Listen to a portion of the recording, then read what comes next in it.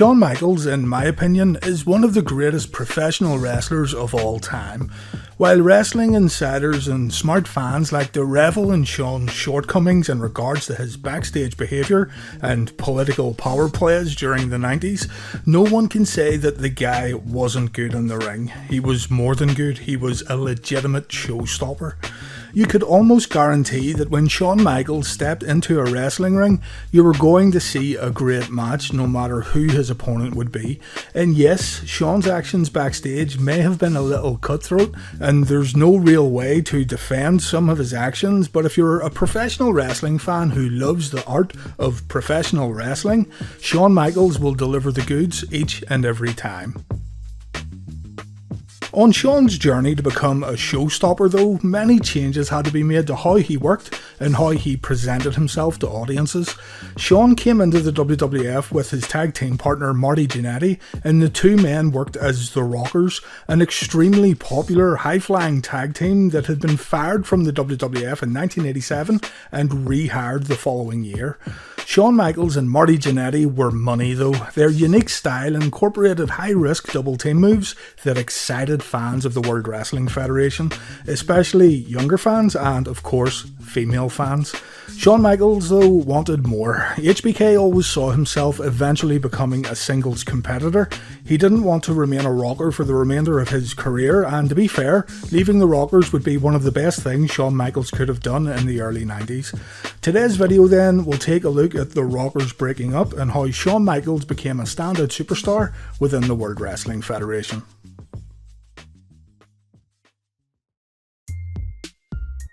The Rockers first began teaming up in 1985, with the duo really finding their feet in Verne Gagne's AWA in 1986.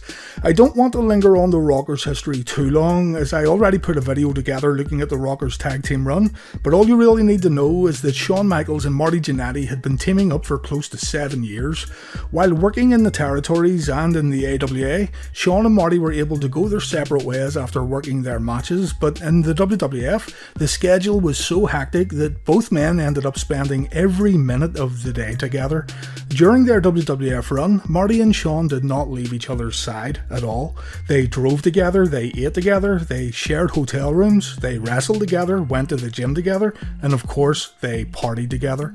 Being attached at the hip like this to anyone would be enough to drive a wedge into any relationship, but when you mix in the fast living lifestyle of a professional wrestler, especially during the 80s and early 90s, you can only imagine how trying even the most trivial of things would become.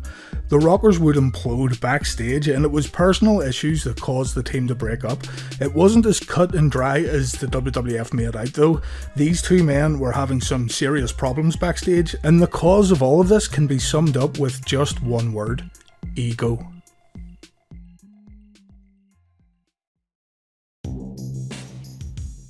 There were two reported incidents that we can point to here, both of which give us a real insight to the relationship Shawn Michaels and Marty Jannetty really had with each other. In Shawn Michaels' autobiography and in his DVD documentary Heartbreak Triumph, in the bonus section, Shawn talks about a legitimate fight he and Marty had back in May of 1991 that was unintentionally instigated by Roddy Piper. Marty, Shawn and Piper had been drinking, and during their drunken conversation, Piper mentioned that Shawn had an incredible amount of talent, and Michaels himself was the future of the wrestling business. Marty, standing there listening to all of this praise being placed on his tag team partner, took offence and challenged Shawn to a fight right there and right then. Shawn apparently declined, but this didn't stop Marty throwing punches. Piper broke up the fight, Shawn passed out and didn't wake up until the next day, and Marty, according to Marty Jannetty himself, was about to get arrested until Randy Savage showed up, telling police that the fight was part of a wrestling storyline, even though the Macho Man had no idea why the fight started in the first place. That part may seem a little far-fetched, but you have to admit it does make for a great story. The two men did have a fight though, and it all started over one guy being perceived as better as the other. Egos got in the way, and this incident here can definitely be seen as the beginning of the end for Shawn Michaels and Marty Jannetty.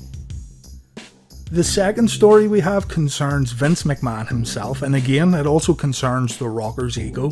Inside the pages of Shawn's autobiography, there's a tale about a photo shoot for a cereal box, and Shawn says himself that this incident was the catalyst for the eventual demise of the Rockers.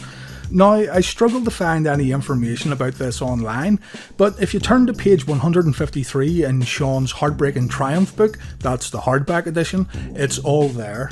So, the Road Warriors were also part of this photo shoot, and the Rockers found out that Hawk and Animal were getting paid $5,000 each for posing in front of the camera, whereas Shawn and Marty were only getting $2,500 each. Immediately following the photo shoot, Marty told Shawn he was phoning the office and putting in their notice. Marty also told Shawn, before the whole photo shoot happened, that he had been in touch with Magnum TA over at WCW and a spot was available for the Rockers, paying more than their current WWF contracts, by the way, so the plan here was to phone Vince McMahon, give notice and leave for World Championship Wrestling. Marty asked Shawn if he was definitely with him on this, and Shawn said yes. Shawn revealed in his book though that he didn't really mean it, and in the back of Shawn's mind, this was all a mistake by payroll. He and Marty would end up just getting paid the same amount of money as what the Legion of Doom did, and everything would be okay. Well, at least that's what Shawn thought. Marty phoned the WWF offices, no counter-offer was made by the World Wrestling Federation, and now the Rockers were free to join WCW. Realising he just made a huge mistake, Shawn planned to call the offices and try to get his job back, but before he could make the call, Vince McMahon himself phoned Shawn. Vince said he was sorry that Shawn was leaving, explaining that he didn't have the money to pay Marty and Shawn the same amount as the Road Warriors, but Vince wanted to get the Rockers some exposure by appearing on the cereal boxes. Vince said that once the tag team of Shawn Michaels and Marty Jannetty fizzles out, Shawn would be welcome to come back to the WWF to begin a singles run. Shawn explained to Vince that he didn't want to leave, but he was upset about the photo shoot payoff. Shawn said he would call Vince back, and then HBK immediately called Marty. Shawn asked Marty what were the Rockers going to do, explaining that Vince was on the phone sounding quite eager to at least keep Shawn. Marty said they could go to WCW, it wouldn't be a problem. Shawn questioned Marty further, and it turned out that Marty had not been in touch with Magnum TA at all, but instead, Marty was in contact with Joey Maggs, better known as Jumping Joey Maggs to fans of WCW. Furious, Shawn phoned Magnum TA himself. Magnum offered the Rockers substantially less money than what Marty had told Shawn previously. Shawn went back to Marty and ripped him apart for putting his whole career in jeopardy, telling Marty he is going back to Vince to take him up on his offer of becoming a single star. HBK also said that Marty was welcome to go back to Vince so the Rockers could officially break up on TV, and the two could then begin a feud where Shawn would be the bad guy and Marty could be the babyface.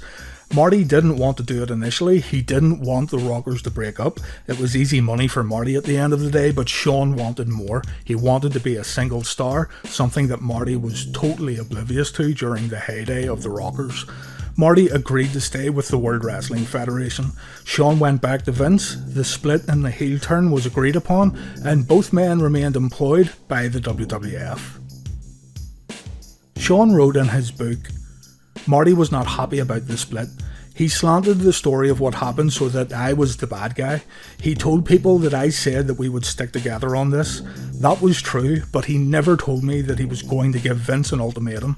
I believe anyone in my position would have done the same thing I did. This was one of my first major decisions, and I was made to feel bad for it.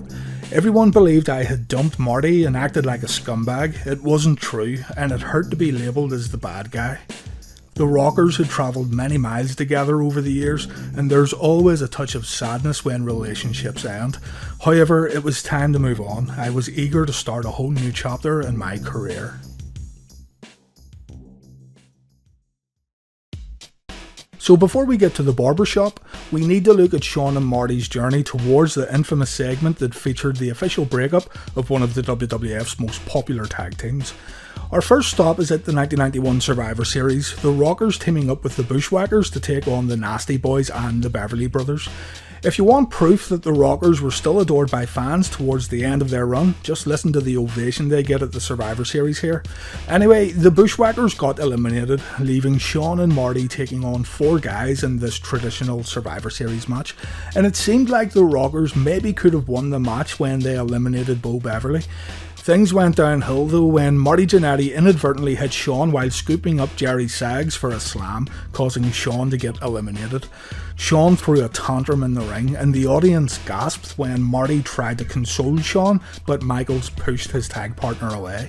Shawn left the ring, the numbers were too much for Marty, and the heel Survivor Series team won the match. Just a quick note here because I know people will bring it up. Shawn kicked out of the pinfall right at 3. Gorilla Monsoon and Bobby Heenan said on commentary that Shawn kicked out in time and he wasn't eliminated, but that's debatable too. I think the plan was always for Shawn to get pinned here, but the timing of the kickout was just a little early. Moving on, the 23rd of December episode of Superstars featured the Rockers in tag team action, and Shawn was acting up during the entire match. Not only was he displaying a more arrogant attitude, but he didn't even tag Marty into the match, easily winning by himself as Marty looked on in disbelief. The next week, again on Superstars, the Rockers faced the Legion of Doom. What should have been a tag team match for the ages turned into the Rockers' final match together, at least on TV. Keep in mind that this episode of Superstars was taped on the 4th of December 1991 and it aired on the 28th of the same month. So Shawn and Marty continued working house shows together until this episode of Superstars aired on TV. Shawn did tag his partner into the match this time. It seemed like the two were maybe back on the same page as the Rockers displayed the double team moves that they were known for, but Shawn drop kicked Animal, which led to the Road Warrior falling on top of Jannetty, and the Legion of Doom won the match. The Rockers argued after the bell. Shawn slapped Marty twice, but Marty wouldn't fight back. Jannetty left Michaels standing in the ring. Shawn basked in the negative reaction from the audience, and everything was going to plan. The Barbershop was an interview segment on WWF television shows hosted by Brutus the Barber Beefcake. These segments were in the same vein as Piper's Pit, but, of course, they were not nearly as successful as Roddy Piper's well-revered interview show. That being said, when Shawn Michaels and Marty Jannetty appeared on The Barbershop during the January 11th, 1992 edition of WWF Wrestling Challenge, fans would get treated to a moment that is still well remembered today. Brutus wanted to bring the Rockers onto his show in hopes of getting both men to settle their differences, but what would end up happening would legitimately shock wrestling fans. Marty wanted the Rockers to stay together. He told Shawn that he would turn his back, and if Shawn Michaels was still there when Marty turned back around, they would go on and rock the world as a tag team. If Shawn was gone when Marty turned back around, then the Rockers would go their separate ways. Shawn grabbed Marty and shook him by the hand. It looked like all was forgiven and things would get back to normal just for a brief moment, but then Shawn Michaels kicked Marty in the face. The audience booed Michaels, but Shawn wasn't done yet. Shawn grabbed Marty by the head and rammed Marty through the barbershop window. Marty began to bleed as Shawn kicked Jannetty while he was down. This whole segment, by the way, was planned by Marty and Shawn. The Rockers were originally going to do the barbershop window gimmick with the Nasty Boys, but Shawn felt this was the perfect way to break up the Rockers for good, and he was absolutely right. After Shawn put Marty through the window, he ripped up a copy of the WWF magazine that contained a story regarding the possible breakup of the Rockers. I looked this magazine up and I read the article, and there is nothing of substance there, by the way. The magazine article spoke about an informer who overheard Shawn and Marty arguing backstage, so there was nothing really juicy in this article, but to give the WWF credit, they advertised this section of the magazine during the whole Rockers breakup angle, and I'm sure they sold a few extra copies because of the exposure on TV. Nonetheless, Shawn got what he wanted. He was now a single star. The initial plan was the most obvious plan. Shawn Michaels was to feud with Marty Jannetty over the next few months, and if the program was captivating enough, the two could go at it at WrestleMania XII.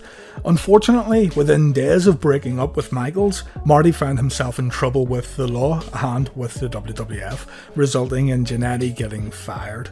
This kinda put Shawn in a bad spot also.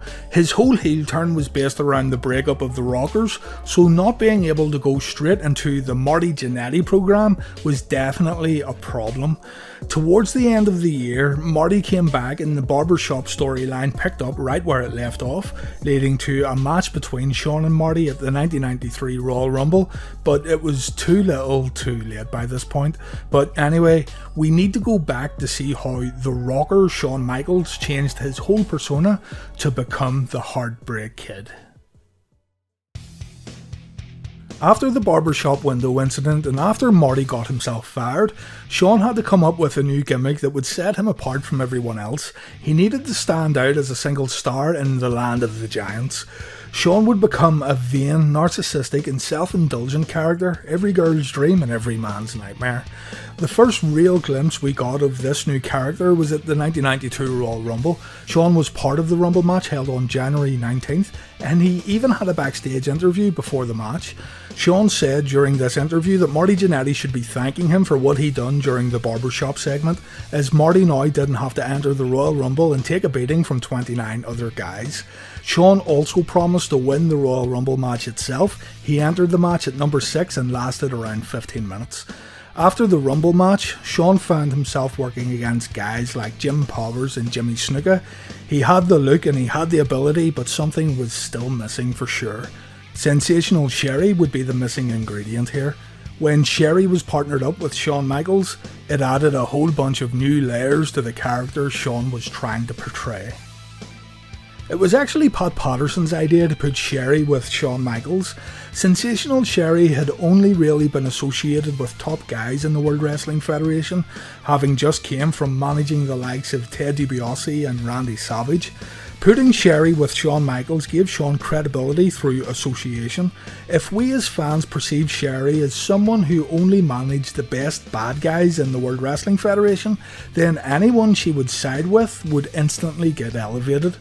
On the March 7th, 1992 episode of Superstars, Shawn Michaels debuted his new theme song as he and Sensational Sherri came to the ring, a song called Sexy Boy, written by Jimmy Hart and including vocals from Sensational Sherri herself.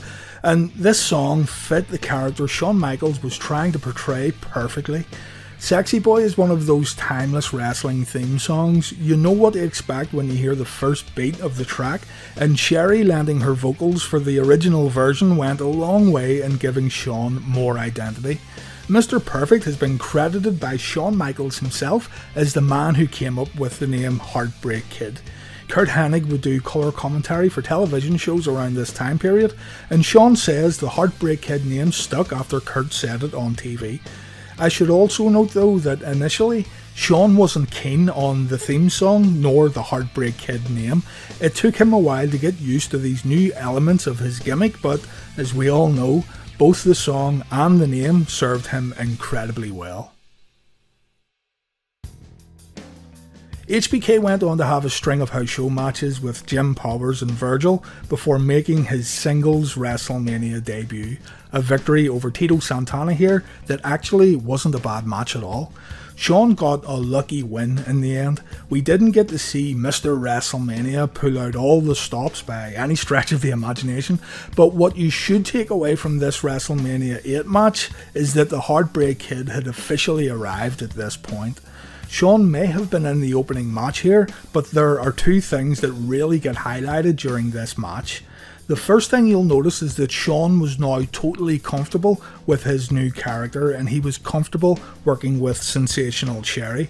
The two complemented each other really well, and when you consider that Shawn had a pretty vanilla look during his rocker days, the Heartbreak Kid came out at WrestleMania XIII looking like a total superstar. The other noticeable aspect of this match is that Shawn proved that he could deliver the goods when it came to singles competition on a grand stage. Shawn may have been working in the opening match here, but this Tito Santana bout was better than some of the key matches at WrestleMania XII. Shawn was already showing that he could and would work harder than those on the higher pay scale. You have to remember too that for the longest time, Shawn was working as a high-flying rocker. His moveset was all about double team moves, high-risk moves, moves that were performed to get the audience to cheer and applaud. If you look at the Tito Santana match, there's now a complete shift in moveset that makes it seem like Shawn was now a completely different wrestler. He still worked fast for sure, but he was also more grounded. He took his time. He now had an opportunity to tell the stories that he wanted to tell in the ring, as opposed to simply making the crowd applaud for flashy moves. And then you had Sensational Sherri there too.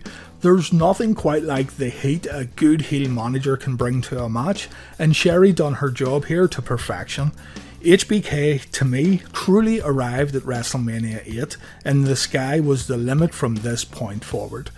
As Shawn made his way back up the entranceway after his match, Bobby Heenan said on commentary that we are looking at a star of the 90s. If only the brain knew how accurate those words would end up becoming. And so this ends our look at how Shawn Michaels went from a rocker to becoming the Heartbreak Kid. Breaking up with Marty, I feel, was the right thing to do in the end. While it can be argued that the Rockers were still hot as a tag team towards the end of 1991, there is evidence here that Marty could have potentially held Shawn back had the team stayed together. Shawn was no saint at all, but when stories emerged of Jannetty getting arrested and, of course, getting fired multiple times by the WWF, then you best believe that Shawn maybe dodged a bullet by letting go of his tag team partner. Shawn's next goal then was the Intercontinental title, the Workers' title, the championship that had proven to be a stepping stone that led to bigger and better things. In the future, you know we will pick this story back up and look at HBK's time as the Intercontinental Champion. Hopefully you enjoyed this video, and thank you very much for watching.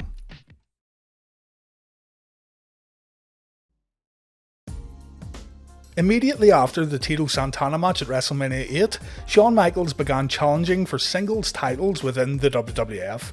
The WWF went on their annual European tour where Shawn Michaels would either wrestle Intercontinental Champion Bret Hart or World Champion Randy Savage. Fortunately, the cameras were rolling for a few of these matches. HBK vs Randy Savage was part of the UK Rampage 1992 presentation, and another one of their matches in Germany was also recorded. So it's good to know that Shawn Michaels vs Randy Savage is easily available should anyone want to see that particular match. The bad news for Shawn though was that he couldn't defeat neither Savage nor Bret on this tour, and this is a trend that would continue back in the United States. While Shawn would defeat lesser superstars on TV, HBK would lose consistently to Bret on the house show loop. The Hart vs Michaels matches of 1992 though were very well received, and they became a favourite on WWF VHS compilation releases. In particular, their ladder match that took place on the 21st of July 1992 would prove to be a landmark bout when we talk about the history of the WWF. This match, which was a Bret Hart idea, would be the very first ladder match that took place inside a WWF ring. Shawn would, of course, lose this match too, but the character and the gimmick was getting over, and you need to remember too that the losing streak to Bret was happening away from TVs. Fans were seeing Shawn win against job guys when they tuned into WWF programming. It was only when fans bought a ticket to a live event where they would see Shawn lose, so it wasn't that big of a deal. Still, Shawn and Bret were getting seriously accustomed to each other during this time period, and their matches always delivered. Heading into SummerSlam 1992, Shawn Michaels would begin a short rivalry with the model Rick Martel, another superstar whose gimmick was centered around vanity. Sensational Sherri was smitten with both men, and Martel was trying to steal Sherri away from the Heartbreak Kid. Sherri announced on the August 15th episode of Superstars that Michaels and Martel had come to an agreement in regards to their SummerSlam match. Neither man would hit each other in the face. Sensational Sherri didn't want either guy ruining their good looks, and so this unique stipulation was added to the SummerSlam match. It was a nice little twist in my opinion, and it was a great layer to add to this heel versus heel bout. It gave fans even more reason to dislike these guys. In the end, both men slapped each other across the face and Sherri pretended to faint. Both guys tried to bring Sherri backstage and this led to a fight on the entranceway. The match ended in a countout. Martel then tried to throw water on Sherri to wake her up, but he hit Michaels. Michaels dropped Sherri and he gave chase, leaving his valet screaming and crying on the entranceway. It all sounds very ridiculous, I know, but this was still a fun mid-card match that comes recommended. It's silly, but it's loads of fun. Also at the 1992 SummerSlam event, Davey Boy Smith defeated Bret Hart to become the new Intercontinental Champion, and shortly afterwards, Davey Boy found himself in some trouble with the WWF. The British Bulldog would be getting released from the company, and so there was an opportunity here to crown a new IC champion. Shawn Michaels got the chance, and he deserved it too.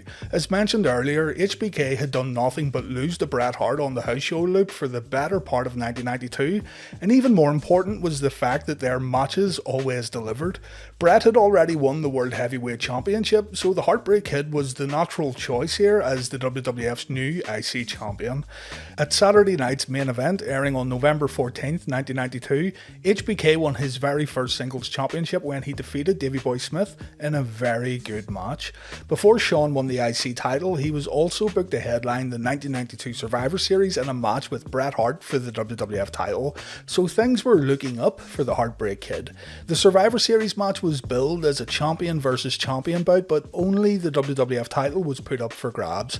And in the end, HBK submitted to the Sharpshooter in a criminally overlooked and underrated matchup. I guess Hart versus Michaels at the 1992 Survivor Series just isn't as storied as their future pay-per-view matches, and this is why it's pretty much all but forgotten. But this is a great bout here that proved that smaller guys could headline big shows and still be extremely entertaining.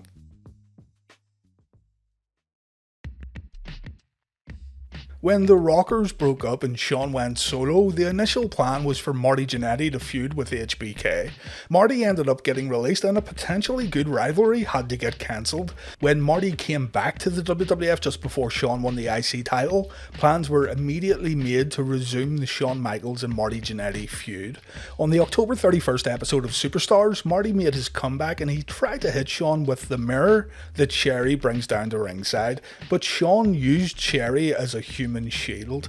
Sherri got hit with the mirror and she was written off TV for a while, and this explains why Sherri was not at ringside during Shawn's matches with Davey Boy and Bret Hart.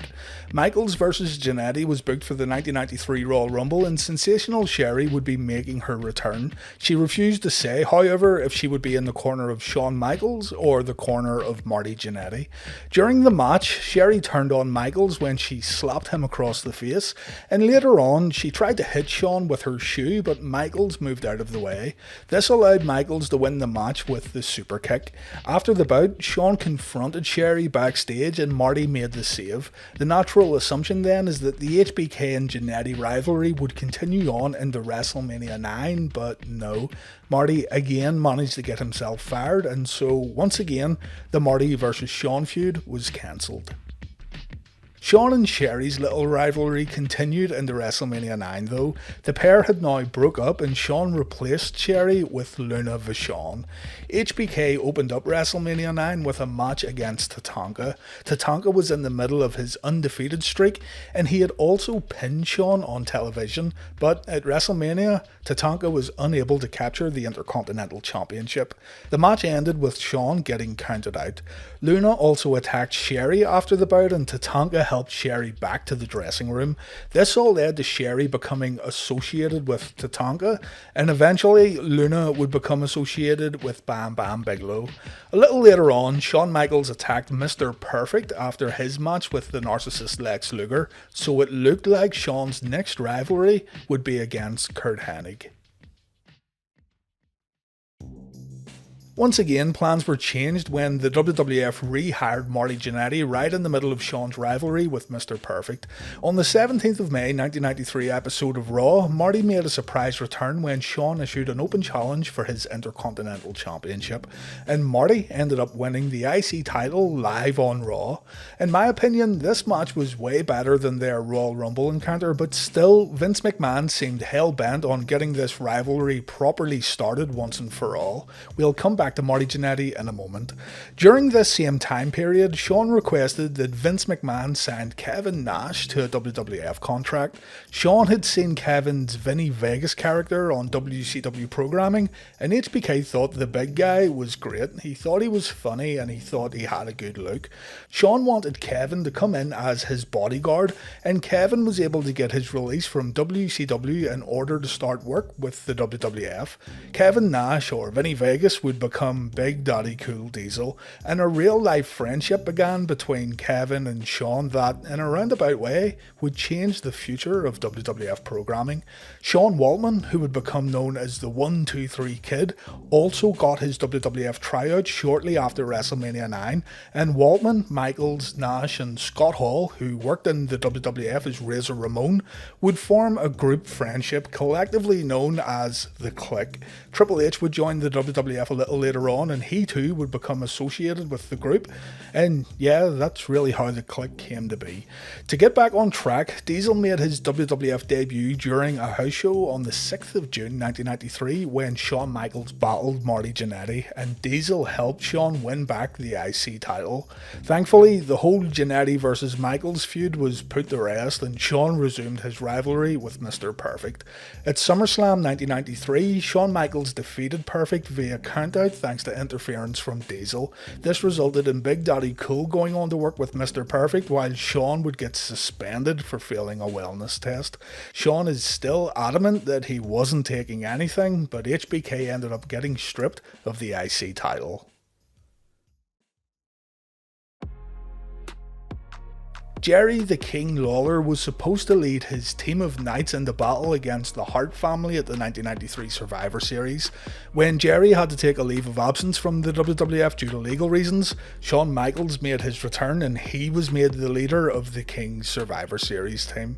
The King and his knights sure made a lot more sense than the Heartbreak Kid and his knights, but still, the match went ahead and the Hart family got the win when Shawn decided to get himself counted out. While all this was going on, Shawn was still claiming to be the Intercontinental Champion while Razor Ramon was the true champion, and so there were two IC Championship belts in the WWF and two men were claiming to hold the title. This all led to the WrestleMania X ladder match. Now, I've went over this whole match and build up in depth previously, so you should see a link on your screen right now if you want to do a deep dive into the bout. But to summarise, Shawn and Razor had an incredible match here that is still seen as an all-time classic. It's been surpassed in terms of bumps and high-risk attacks, but for a WrestleMania match held in 1994, it was and still is an excellent contest that would go on to inspire future generations of superstars.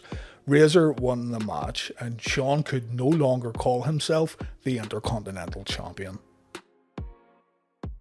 HBK worked a few dates after WrestleMania, but mounting injuries led to Shawn missing a ton of in-ring action.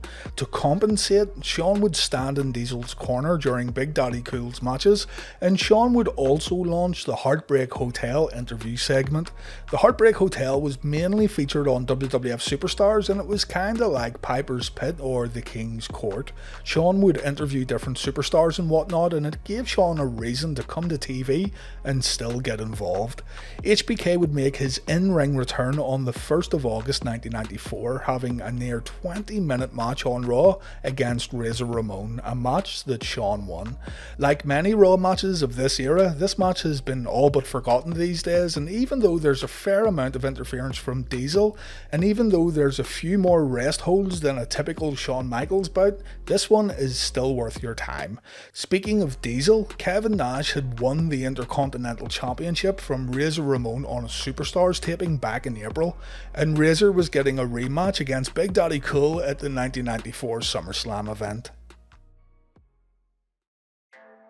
Before we get to SummerSlam, Shawn Michaels and Diesel would begin wrestling in more tag team bouts, and it didn't take long at all for Diesel and Shawn to win the WWF Tag Team Championships. Shawn and Diesel, together known as the Two Dudes with Attitudes, defeated the Head Shrinkers in a house show held in Indianapolis to win the tag titles. This title change happened mere weeks after Shawn made his return in August, and this also meant that Shawn and Diesel controlled both the tag titles and the Intercontinental Championship, and soon enough, the Clique would also control the WWF Championship. SummerSlam 1994 was held the day after Shawn and Diesel won the titles, so fans tuned into SummerSlam a little confused to see Big Daddy Cool and the Heartbreak Kid holding the Tag Team Championships. Still, Diesel would lose his Intercontinental Championship to Razor Ramon during their match. HBK got involved and he accidentally hit Diesel with the super kick. HBK had just cost Diesel the IC title, and a breakup between Shawn and Diesel was teased in the weeks that followed.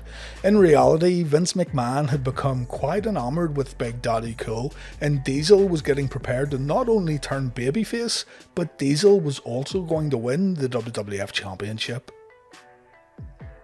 Shawn and Diesel officially broke up at the 1994 Survivor Series. Shawn Michaels, Diesel, Owen Hart, Jim Neidhart and Jeff Jarrett, collectively known as the Teamsters, would take on the Bad Guys, a team featuring Razor Ramon, Fatu, the 1-2-3 Kid, Davey Boy Smith and Sione, or the Barbarian, in a traditional 5-on-5 Survivor Series match.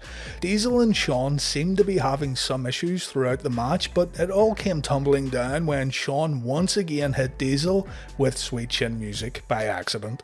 When Shawn started mouthing off to Diesel afterwards, Big Daddy Cool stood up and he began going after his tag team partner. Shawn hightailed it up the ramp and the rest of the Teamsters tried to bring Diesel and Shawn back to the ring, but it was no good. The whole team got counted out and it looked like the Shawn and Diesel partnership had officially ended. Shawn told Todd Pettengill after the match that he didn't care about the tag team titles anymore and the belts were vacated before HBK left the arena. Later in the evening, Bob Backlund defeated Bret Hart to become the WWF champion, and 3 days after the Survivor Series pay-per-view, Big Daddy Cool Diesel defeated Bob Backlund in a record 8 seconds to win the WWF belt. There's a solid argument to be made that Shawn Michaels' 1995 was better than his 1996. Sure, Shawn won the WWF Championship for the first time in 96. He had great title defenses against the likes of Mankind and Diesel, and he got pushed to the very top of the WWF as their number one guy. But Shawn's 1995 was equally as good in terms of match quality and his character progression. It was also an important year for Michaels, where the company would set him up to be their number one superstar. Let's look at HBK in 1995 and highlight some of his best matches along with his greatest moments. So, to set the tone and figure out where we are with HBK in January of 95, we need to briefly talk about Survivor Series 94. The first match on the show featured a traditional Survivor Series match pitting the Bad Guys against the Teamsters. Diesel and Shawn Michaels were on the Teamsters side, and their friendship had been getting a little rocky up to this point, and things boiled over when Shawn accidentally superkicked Diesel during this match. HBK and Diesel were the tag team champions here, and after the super kick happened, Shawn decided to break the team up and vacate the tag titles, beginning a long trend here of Shawn Michaels vacating championship gold. 3 days after Survivor Series, Diesel won the WWF Championship in Madison Square Garden, and it appears that the WWF are going all the way with Big Daddy Cool. He is going to be the face of the company, while Shawn would work as his nemesis. Shawn would only work 2 matches before the Royal Rumble in January. His first match of 1995 saw him defeat Adam Bomb during a Superstars taping that would air a month later, and his second match saw him defeat Gary Sabaw in a match where Shawn didn't even bother taking off his entrance gear. Next up was the 1995 Royal Rumble, and this Rumble match has always been something of a curiosity.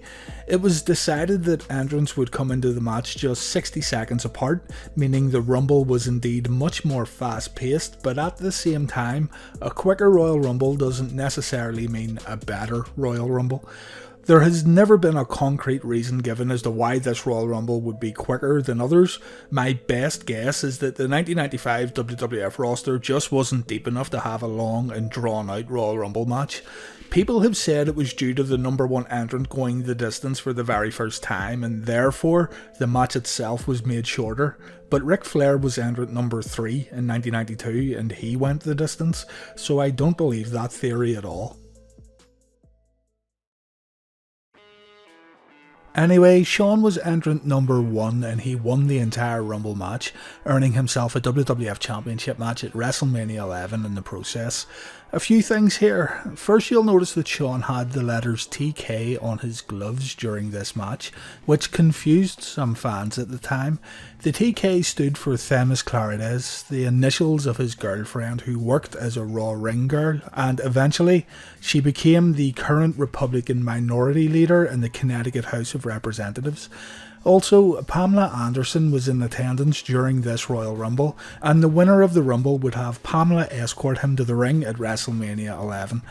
Anyway, the match came down to Shawn and Davey Boy Smith, the man who drew number 2, and even though most of the Rumble match had been quite forgettable, the crowd came alive when the match came down to the final 2 men.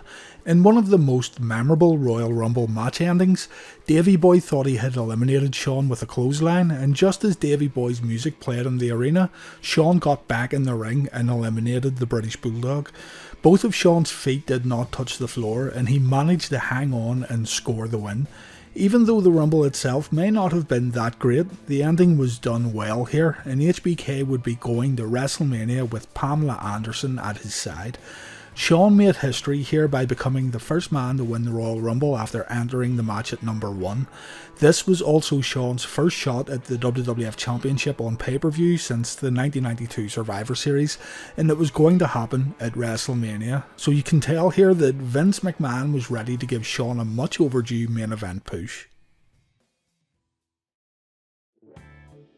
So before we get to WrestleMania, let's take a look at what happened between the Rumble and the Mania main event.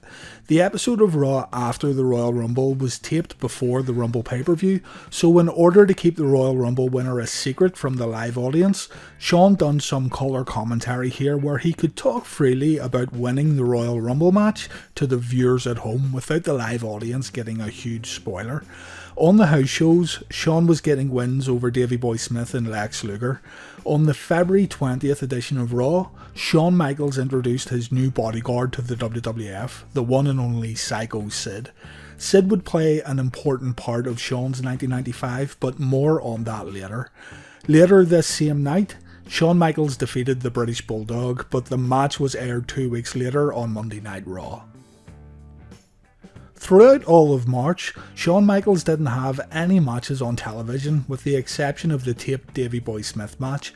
His house show schedule was interesting though, mainly teaming up with Jeff Jarrett to do battle with his clique buddies Diesel and Razor Ramon. Next up then is HBK vs Diesel at WrestleMania XI. A good match here that becomes even better when you have a little bit of the backstory. To get it out of the way, Pamela Anderson ended up coming to the ring with Diesel and not HBK. Instead, Shawn had Jenny McCarthy escort him to the ring. That's that done. On to the match here, and yeah, this was pretty good. In my opinion, it was the best match of the night. Kevin Nash has said that even though he and Michaels were good friends, Shawn was doing everything he could here to tire Diesel out during this match, working at a much faster pace than normal in hopes of showing Kevin up and proving that he didn't have what it took to go toe to toe with HBK. This was Shawn's competitive side coming out here. Friends or not, he was trying to prove a point that he should be the WWF champion and not Diesel, even though Big Daddy Cool was booked to win this match. In Shawn's Heartbreak and Triumph autobiography, it's revealed that both he and Diesel were very much against a planned spot which was orchestrated by Vince McMahon. Shawn was to nail Diesel with a super kick and Diesel was to kick out strong. Diesel felt that kicking out of Shawn's finish would not help him look strong, but instead the people would see through it and see that Diesel was being pushed too hard in this match. In his book, Shawn argued that within the context of the match, fans would expect the superkick to really hurt Diesel, and if Diesel popped up after a count of 1, the fans would be taken completely out of the moment, destroying their suspension of disbelief. Shawn also said that the superkick kickout could even garner him some sympathy, as the fans would feel that HBK was getting the shaft. Shawn said to Vince, "You want the fans to get behind him," in reference to Diesel. "I want the fans to get behind him. It needs to be a 1-2 barely up. That will get him over. If he powers out on 1, they are not going to like it." With no other choice, Shawn Michaels and Diesel went out there and the superkick spot did indeed happen. They tried everything to protect Shawn's finish, with Shawn delaying the actual pin after hitting the kick and Diesel putting his shoulder up right at the 2 count, but both HBK and Diesel were absolutely right. The fans began booing when Diesel got his shoulder up. Diesel won the match, and when Shawn and Big Daddy Cool met with Vince later in the evening, Vince admitted he had made the wrong call. The whole superkick fiasco would end up completely changing Shawn's career direction, as Vince McMahon decided to turn Shawn into a good guy. The next section here is from Shawn's book. The next day we had television in Poughkeepsie. When I arrived at the building, Vince told me he wanted to talk. "Shawn, we are going to switch you babyface." "What? It's because of the kickout, isn't it?" "It was a bad call on my part, I admit." Shawn said, "Why is it affecting me? I'm the only heel that you have." "They like you. The people like you, Shawn. They like me, but they like to hate me. Now is not the time. You make the mistake and it costs me my career. I was not happy." Vince said, "We're going to have Sid drop you, injure you tonight, and you'll go home for 6 weeks." Shawn said, "I was frustrated, so bummed. We told him that the people were going to boo." "Vince," I said, "I would never tell you how to run your entire business, but please leave the wrestling to me." Then I went and told Kevin what was happening. "They're taking me off for 6 weeks. Kevin Nash said, "What for?" And Shawn said, "They are turning me babyface." "It's because of the kickout, isn't it?" said Diesel. What could we do? Sid turned on me that night. He attacked me from behind and powerbombed me 3 times before Kevin rushed to the ring and chased him off. I was now injured and off on a 6-week paid vacation. And so Shawn was not seen again on TV until the May 22nd episode of Raw, where he took part in a King of the Ring qualifying match against King Kong Bundy. A match that he won, and yeah, he was now a full-blown babyface. The crowd was receptive of Shawn. They were loud during his entrance and they cheered for him throughout the match, so the babyface turn had worked well. HBK qualified for the King of the Ring, and in the meantime, he would win all of his house show matches on his way to the King of the Ring pay-per-view. In order to protect Shawn without him winning the tournament, his first round King of the Ring match went to a time limit draw. Now, if you have the WWE Network, go back and watch this match. In particular, watch Shawn's entrance. You will notice that it's heavily edited for some reason. Shawn even magically changes headwear while walking to the ring. Well, on the original pay-per-view broadcast, Shawn approached Bruce Pritchard, who was standing beside the King of the Ring throne and crown. Shawn tried on the crown, but he noticed it was way too big for his head. In a roundabout way, this kinda gave the audience a spoiler. The crown would need to fit a large man with presumably a large head. Of course, Mabel would win the King of the Ring, and the WWF edited this entrance up for their home video release and the WWE Network release. Shawn's match with Kami here isn't too bad, but the draw finish didn't go down well with audiences.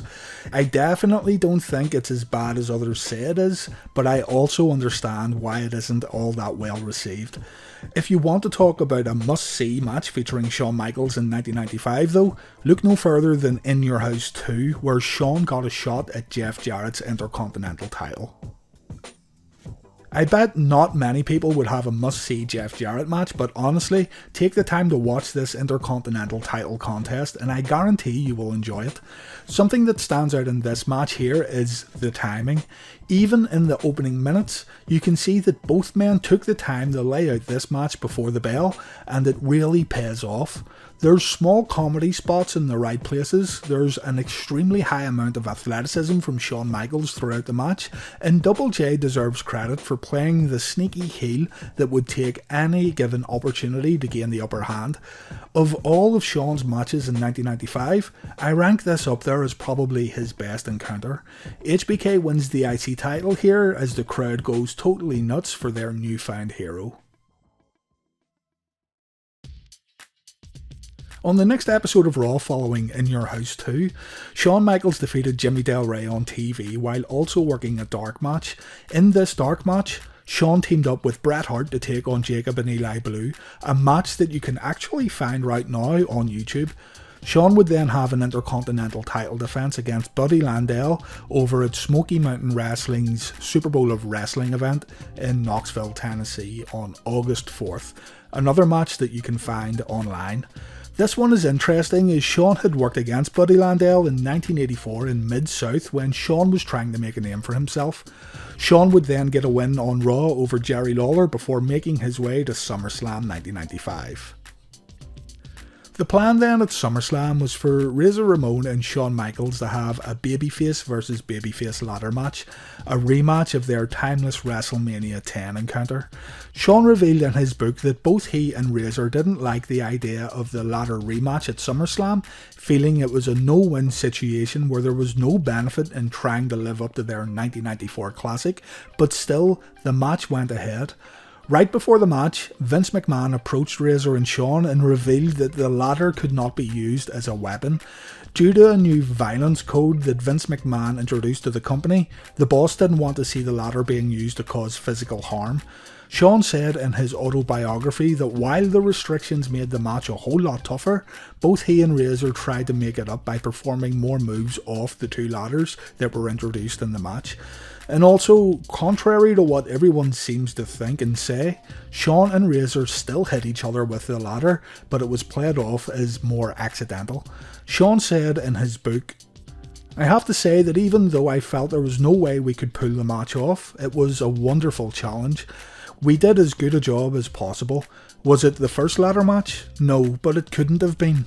The important thing was that we had stolen the show once again." I agree with what Shawn says here. There was no way this match could ever have lived up to the WrestleMania X match, but they done their best here and it was still a very entertaining match. That being said, stealing the show at SummerSlam 1995 wouldn't have been a hard task anyway, with Bret Hart being put against Isaac Yankem and given a poor match finish, and the main event featuring Big Daddy Cool Diesel taking on King Mabel. On the September 11th, 1995 edition of Raw, Shawn defeated Psycho Sid before moving into a storyline that would see him reunite with Big Daddy Cool Diesel. In Your House 3 would feature a unique tag team match pitting World Champion Diesel and IC Champion Shawn Michaels against the WWF Tag Team Champions Owen Hart and Yokozuna. All the titles were on the line, so if Shawn or Diesel got pinned or submitted, they would lose their respective title. If Shawn or Diesel pinned or submitted Owen or Yokozuna, they would win the tag titles. During In Your House 3, Owen Hart, in storyline, had not arrived at the building by the time the show had started. WWF President Gorilla Monsoon decided that Jim Cornette, the manager of Owen and Yokozuna, would have to find another partner to team up with Yokozuna to defend the tag titles. Davey Boy Smith was selected as Owen's replacement. The match then went ahead and yeah, it was okay, nothing special though, and considering that all the belts were on the line here, you would have expected a bit more. Owen Hart ran to the ring in the closing moments of the match. Diesel hit him with a jackknife. Owen got pinned, and the Dudes with Attitudes won the tag titles, or so it seemed. It was later announced that Shawn and Diesel did win the match, but not the tag titles, as Owen Hart was not a legal man in the match. The October 9th edition of Raw saw an excellent six-man tag match featuring Camp Cornette members Yokozuna, Owen Hart and Davey Boy Smith taking on Diesel, The Undertaker and Shawn Michaels. After the match, Dean Douglas attacked HBK, adding some fuel to their scheduled match at In Your House 4. In the end though, the match would not happen. After working a house show match with Davey Boy Smith on the 13th of October, Shawn and a few other guys decided to stay overnight in Syracuse before leaving for the next show. Among those staying in Syracuse were Shawn, Davey Boy Smith and Sean Waltman. The men went out that evening to a small club and, according to Shawn, he had a few too many drinks and decided to leave the club to sit in a rental car. The plan here was to wait for Davey and Waltman to finish up at the bar and meet him at the rental car.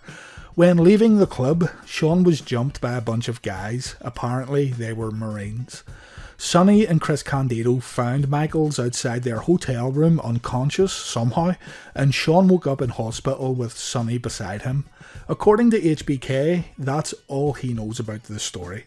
Shawn claimed to have felt groggy and a little sore afterwards, but he was still willing to wrestle. Vince McMahon, however, did not want Shawn to work, and it was decided that HBK would forfeit the IC title to Dean Douglas at In Your House 4. Shawn was back to work on the house show loop around 3 weeks later.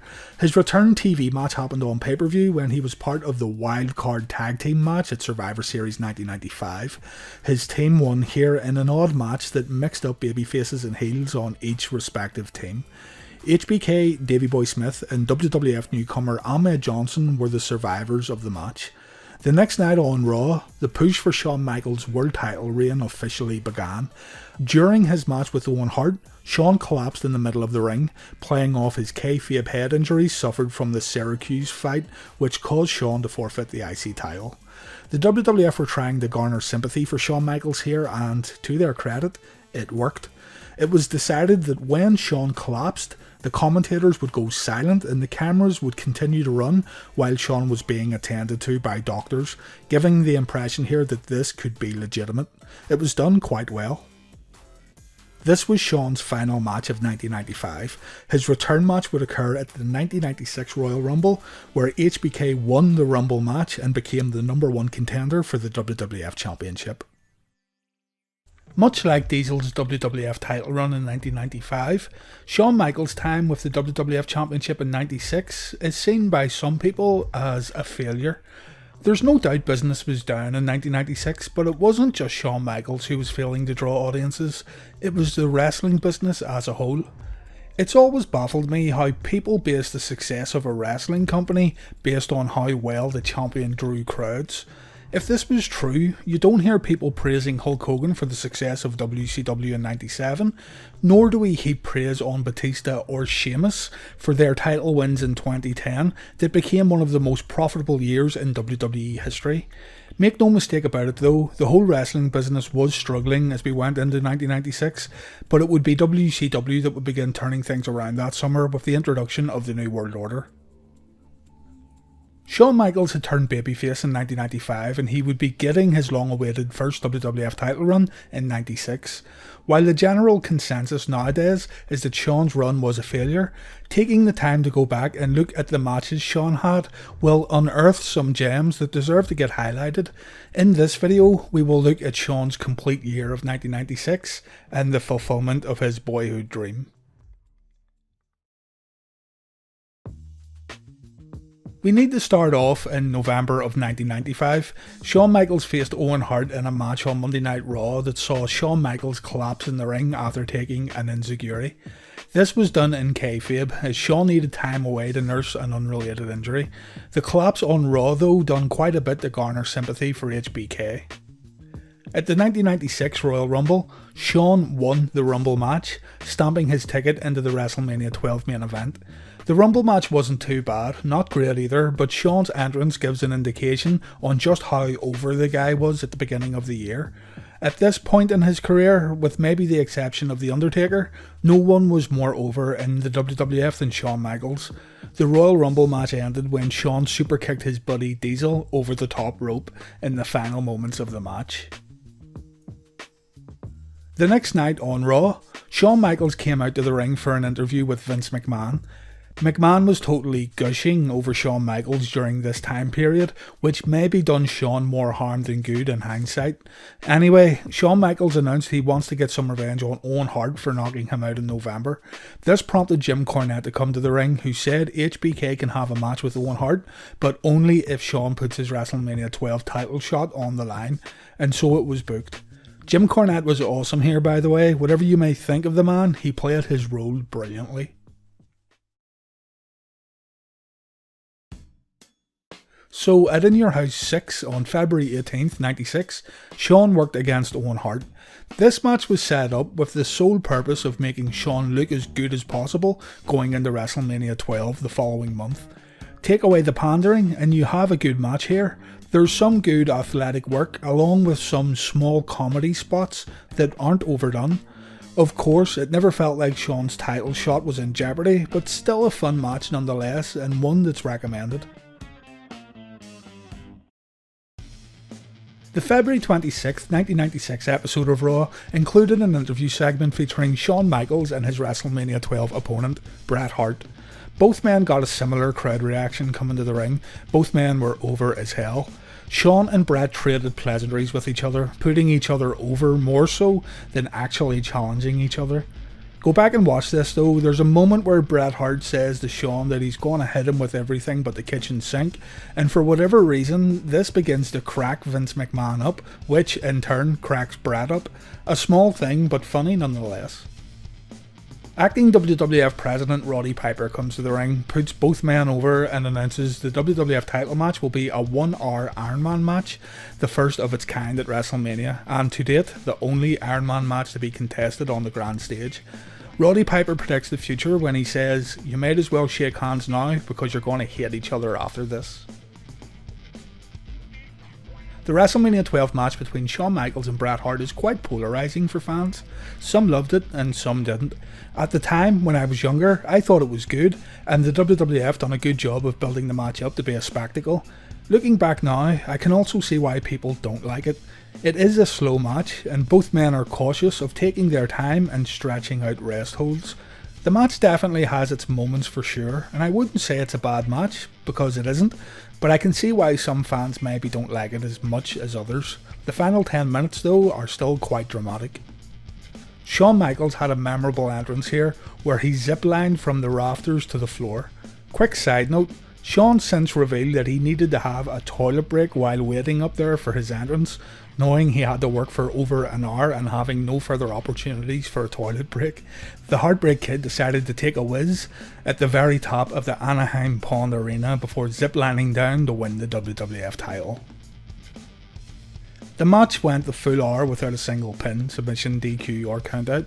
Gorilla Monsoon came out and announced the match was to go into sudden death, meaning whoever was awarded the next fall would be the winner. Shawn nails the superkick and wins his first WWF Championship as a pissed off Bret Hart walks away.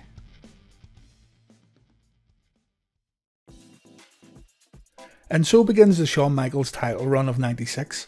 The next night on Raw, Vince McMahon introduces Shawn Michaels as the leader of the new generation as HBK makes his way to the ring for an interview. Shawn Michaels says that WrestleMania XII was the best night of his life. He thanks the fans for their support, and it's announced that Jerry Lawler will work against HBK the following week on Raw. It's also announced that Diesel will be coming after Shawn's title, which is odd, seeing that The Undertaker defeated Diesel the previous night at WrestleMania. Anyway, Diesel was getting prepared to leave the WWF around this time, and he was going to be doing the job on his way out. It's announced that at the next In Your House show, Shawn will defend his title against Diesel. Needless to say, Jerry Lawler didn't win the title the next week on Raw. Shawn then worked a ton of house show matches, defending his title against the likes of the British Bulldog, Hunter Hearst Helmsley and Steve Austin. At In Your House Good Friends Better Enemies, Shawn and Diesel had a very good no disqualification match that Shawn ended up winning. This deserves a look if you haven't already saw it, and even if you have, it deserves a second look. I feel there were only two men who could get a great match out of Diesel in the WWF, and those two men were Bret Hart and Shawn Michaels. And Shawn makes a point here of making sure his friend looks good on his way out of the company. After the match, you can see Shawn take shots at WCW during his celebration, mocking Hulk Hogan's poses and shouting something about "this is where the big boys play." Davey Boy Smith was up next to get a shot at Shawn's belt, with the storyline being that Shawn had made advances towards Davey's wife Diana, and Davey was none too happy about this. It was all obviously a big lie, made up by Jim Cornette, Davey and Diana to make Shawn look like a homewrecker. I thought it was dumb and not really needed at all, but hey, it is what it is. Jim Cornette here was brilliant though, ripping into Shawn Michaels and calling him a sexual deviant. So stupid, but Cornette makes it all watchable. Shawn would defend his title at the next In Your House, Beware of Dog, against Davey Boy Smith, a pay-per-view that was plagued with problems. The show had to be done twice over thanks to a power outage. Shawn Michaels vs Davey Boy at Beware of Dog was just okay. It was passable, but still, the pair's previous matches for the IC title I felt were better.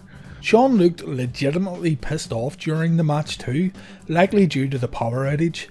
The match ended when Shawn performed a pinning German suplex, but his shoulders were also down on the mat at the same time as Davey's. Bulldog was awarded the title, but then a second ref says Shawn won the match. Gorilla Monsoon comes to the ring and announces the match as a draw, meaning Shawn holds on to the title. This is contradictory to Gorilla restarting the WrestleMania XII title match, but anyway, Shawn leaves Beware of Dog as champion.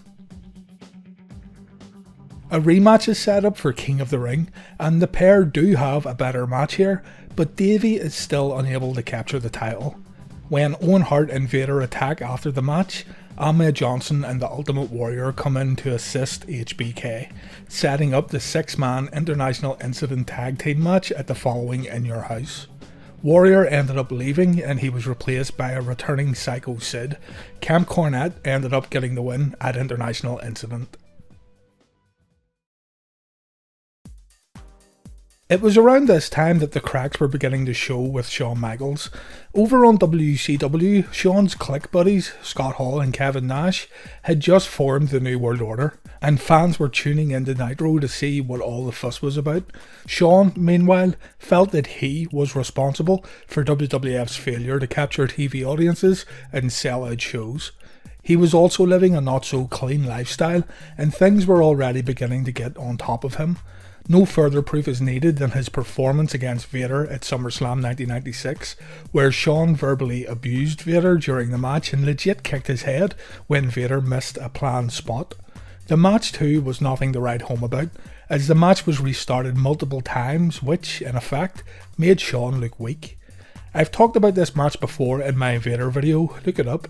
Shawn left SummerSlam 96 with the title, but personally I wouldn't have been too mad if Vader won the gold here. Shawn's next pay-per-view title defense was probably his best of 1996. Shawn defended the gold against Mankind, who had just debuted in the WWF during 96 and was just coming off his Boiler Room Brawl victory at SummerSlam. The match was sorely needed to help Shawn Michaels show a more violent side to his character, as by this point, the constant pandering by Vince McMahon on the headset had been getting on fans' nerves. Mankind vs Michaels was everything it needed to be, a hard-hitting and tough match for Michaels to win. Mick Foley calls this match one of his greatest ever in his first book. Sid, who had returned to replace the Ultimate Warrior in the International Incident 6-man tag, was getting good crowd reactions, and the decision was made for Psycho Sid to face Shawn Michaels at Survivor Series 96 in Madison Square Garden. The right call was made here, as Shawn dropped the title in this very match. Shawn looked a bit rough going into the match, but he still had a good showing, giving Sid his best match to date in the WWF. The crowd was also firmly behind Psycho Sid, as the whole Shawn Michaels pretty boy gimmick and that pandering I spoke about earlier had now become too much for the New York crowd. It's a good match, and Michaels was kept protected as the match ended when Jose Lothario was hit with a camera, causing Shawn to get distracted. After this match, Shawn was pretty much kept away from matches on TV. He did still work house shows as a babyface, working mainly against Mankind and Goldust, but Shawn was kept away to make his title rematch at the Royal Rumble in '97 that little bit more noteworthy. He ended 1996 by unintentionally costing Bret Hart the WWF title at In Your House, It's Time. Shawn Michaels' well-documented boyhood dream came to an end at the Survivor Series in 1996. The story of HBK's title chase and title run had dominated WWF television during the majority of '96, and in a great example of how times were changing in the world of professional wrestling, Shawn was booed during his title defense at the Survivor Series against Psycho Sid. HBK dropped the title in Madison Square Garden as the New York audience cheered for the bad guy, but the plan was for Shawn to win the title back in his hometown at the 1997 Royal Rumble. It was really during this time period that we saw a more troubled side to HBK. Even on surface level, the most casual of wrestling fans could compare 1996 Shawn Michaels to 1997 Shawn Michaels, and immediately they would know that something wasn't quite right. Of course, Shawn was living fast, to put it in the most basic terms, and Shawn freely admits that he was not the easiest person to deal with. On TV we got a lot of excuses, but none was more infamous than Shawn dropping the title because he, quote, lost his smile. This is the topic for today's video. When HBK's 1996 title run came to an end, Shawn himself felt that he'd done a poor job in raising WWF's viewership. Vince McMahon said that since WrestleMania XII, Shawn had put an immense amount of pressure on himself to carry the company during the early days of the Monday Night War. The NWO had formed right in the middle of Shawn's title run. Shawn's old buddies Kevin Nash and Scott Hall had become the talk of the wrestling world, and Shawn felt that it was on him to make the WWF more competitive. It's a silly, unnecessary, and rather selfish way of thinking, but that's pretty much who Shawn was during this time period. When Shawn dropped the belt at the Survivor Series, he really felt his run was a failure, but Vince wanted Shawn to rise to the top once again at the Royal Rumble, and it's pretty much universally believed that Shawn would then go into WrestleMania XIII to lose to Bret Hart. Bret certainly believed that this was the angle the WWF were going for, but we'll talk a bit more about this later on. At the 1997 Royal Rumble, Vince McMahon and the WWF went out of their way to tell fans that Shawn Michaels was sick. Apparently Shawn had the flu, he wasn't himself, but Shawn was still going to perform in the Alamo Dome, and he was still going to challenge Psycho Sid for the WWF title. It was reported that Shawn spent the previous day locked in a bathroom, and on the day of the pay-per-view, Shawn slept most of the day in Vince McMahon's makeshift office. Whatever the case, you could tell that Shawn wasn't 100% at the Royal Rumble, but a below average Shawn Michaels is still a lot better than most of the WWF's main roster at the time, so the match still wasn't bad at all. HBK won the title back, and if we're to believe what's been reported, Shawn Michaels was scheduled to go into WrestleMania to face Bret Hart. Also at the Royal Rumble, the Hitman had eliminated Stone Cold Steve Austin in the Royal Rumble match, but Austin came back into the ring and he won the whole thing. Upset, Bret threatened to quit the World Wrestling Federation the following night on Raw, but WWF President Gorilla Monsoon booked a special Final Four match for In Your House, featuring the last four men in the Royal Rumble: Bret, Austin, Vader and The Undertaker. Whoever won the Final Four would then go on to WrestleMania to face Shawn Michaels for the title. With everything that's been reported, we can only assume that Bret Hart would have won the Final Four, and this would have gave the Hitman his WrestleMania rematch with Michaels, only things didn't quite work out that way. 1 week after the Final Four match was announced, Shawn appeared on WWF Raw to cut an in-ring promo. Vince McMahon announced that on February 13th, during a special Thursday episode of Monday Night Raw, a rematch would take place. Shawn would defend the WWF Championship against Psycho Sid. Vince wanted to hear Shawn's thoughts on the Final Four match and his potential WrestleMania opponents. Shawn said that the title brings out the very best and the very worst in WWF superstars. A little foreshadowing there for sure, and Shawn says he'll do whatever he needs to do in order to hold on to the championship, no matter who he faces at WrestleMania. Vince then invited Bret Hart to the ring, and man, Bret Hart must have had a crystal ball, judging by the things that he said here. The Hitman told Shawn to do whatever he needed to do in order to hold on to the WWF Championship until WrestleMania. He even tells Shawn to make sure he doesn't get himself injured because Bret wants Shawn at Mania. Bret says he will win the Final Four, and as long as Shawn is healthy, the Bret Hart vs Shawn Michaels WrestleMania rematch would be set in stone. Bret doesn't want any excuses. He even says he'll watch Shawn's back during HBK's match with Sid on Raw to make sure Michaels makes it to the grandest stage of all. With the benefit of hindsight, you'd 100% believe that Bret knew Shawn was going to forfeit the title before WrestleMania, judging by this promo. Watch it back and I'm sure you'll agree. The other participants of the Final Four match make an appearance, and the segment comes to an end with Steve Austin calling everyone a bunch of crybabies. Raw was taped the following week from the Toronto Skydome, airing on the 3rd of February 97.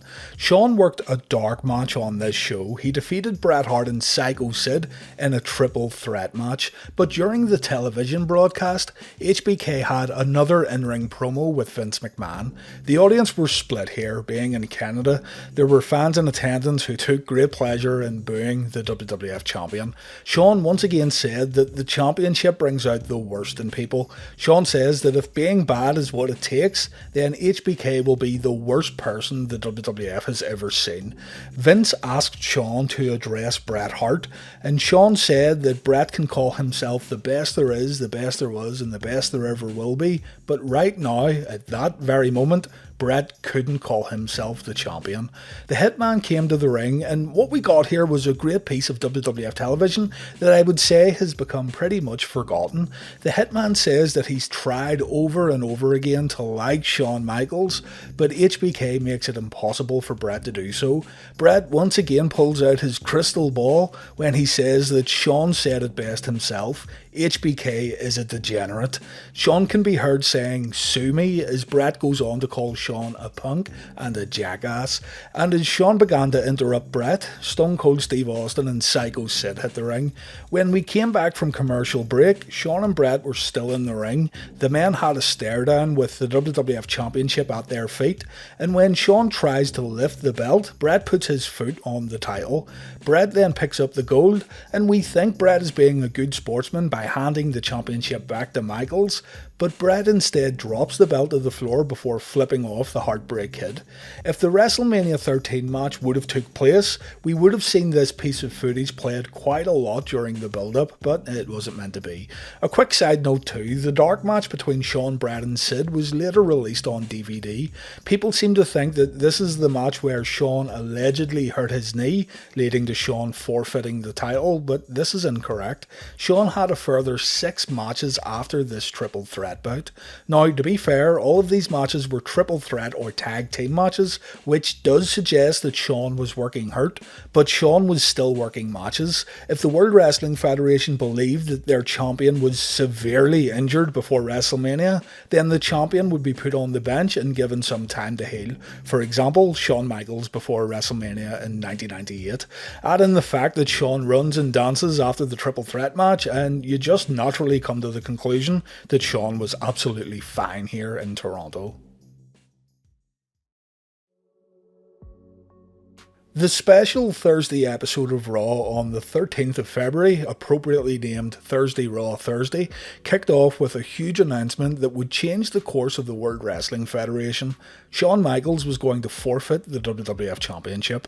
With Gorilla Monsoon and Vince McMahon in the ring, Shawn came out holding the belt as Jim Ross told us that Shawn's doctor had recommended reconstructive surgery on the knee. Shawn's knee was apparently so bad that he was unable to perform in the ring, and Shawn would be forced into surrendering the championship. The Final Four bout that was once a WrestleMania #1 contendership match was now going to be a title match. Shawn Michaels got in the ring and he said, Well, it seems like we've done this before. This time, unfortunately for me, it's much more serious than what it was last time. I've never had a doctor look at me in the face and say that I may never wrestle again. I was told that the other day. It's not something I believe, but it's something I have to deal with. Time has taken its toll on my body. I come here and people cheer Sid's name and they chant Brett's name. One thing is for sure, you're going to have all that in the future, and that's what I want for the World Wrestling Federation fans. Despite what people may think of me, what I've always wanted for all these people was for them to have a good time and to enjoy themselves. I've always tried to be the one to provide it. I know right now we're in a time when toughness is real big in the World Wrestling Federation, but all I've got for you right now is a lot of sorrow, a lot of tears, and a lot of emotion. I don't have any toughness for anybody, so here's your belt. I'm going to go back home and see what's left for me, whether it be in this ring or out this ring. I know over the last several months I've lost a lot of things, and one of them has been my smile. I know it doesn't mean a whole lot to everyone else, but it means a lot to me. So I have to go back and fix myself and take care of myself. I have to go back and find my smile, because somewhere along the line I lost it. I don't care if it's unpopular. I don't care if people want to make fun of me because I'm an emotional guy. This is all I ever wanted to do, and over the last year I got to do it. Whether you like me or not, last year was the most wonderful year in my life, and if I never get to do it again, it's okay, because I got to live one full year as being the number one guy in this business. It was the single greatest year in my life. I have you to thank. I have everybody here to thank. It means a lot to me, and I'm going home now. With tears flowing down his face, Shawn Michaels left the ring and the World Wrestling Federation Championship was vacated. To say this was controversial would be an understatement. Shawn Michaels famously losing his smile would become the subject of ridicule for years, and people believe that Shawn Michaels used this knee injury as an excuse to dodge Bret Hart at WrestleMania XIII. Many believe that Shawn's emotional promo on Raw Thursday was a complete fabrication, and Michaels was just simply refusing to lose to Bret. In the eyes of many fans, Shawn would rather cry in the ring and give up the championship than lose to the Hitman on pay-per-view.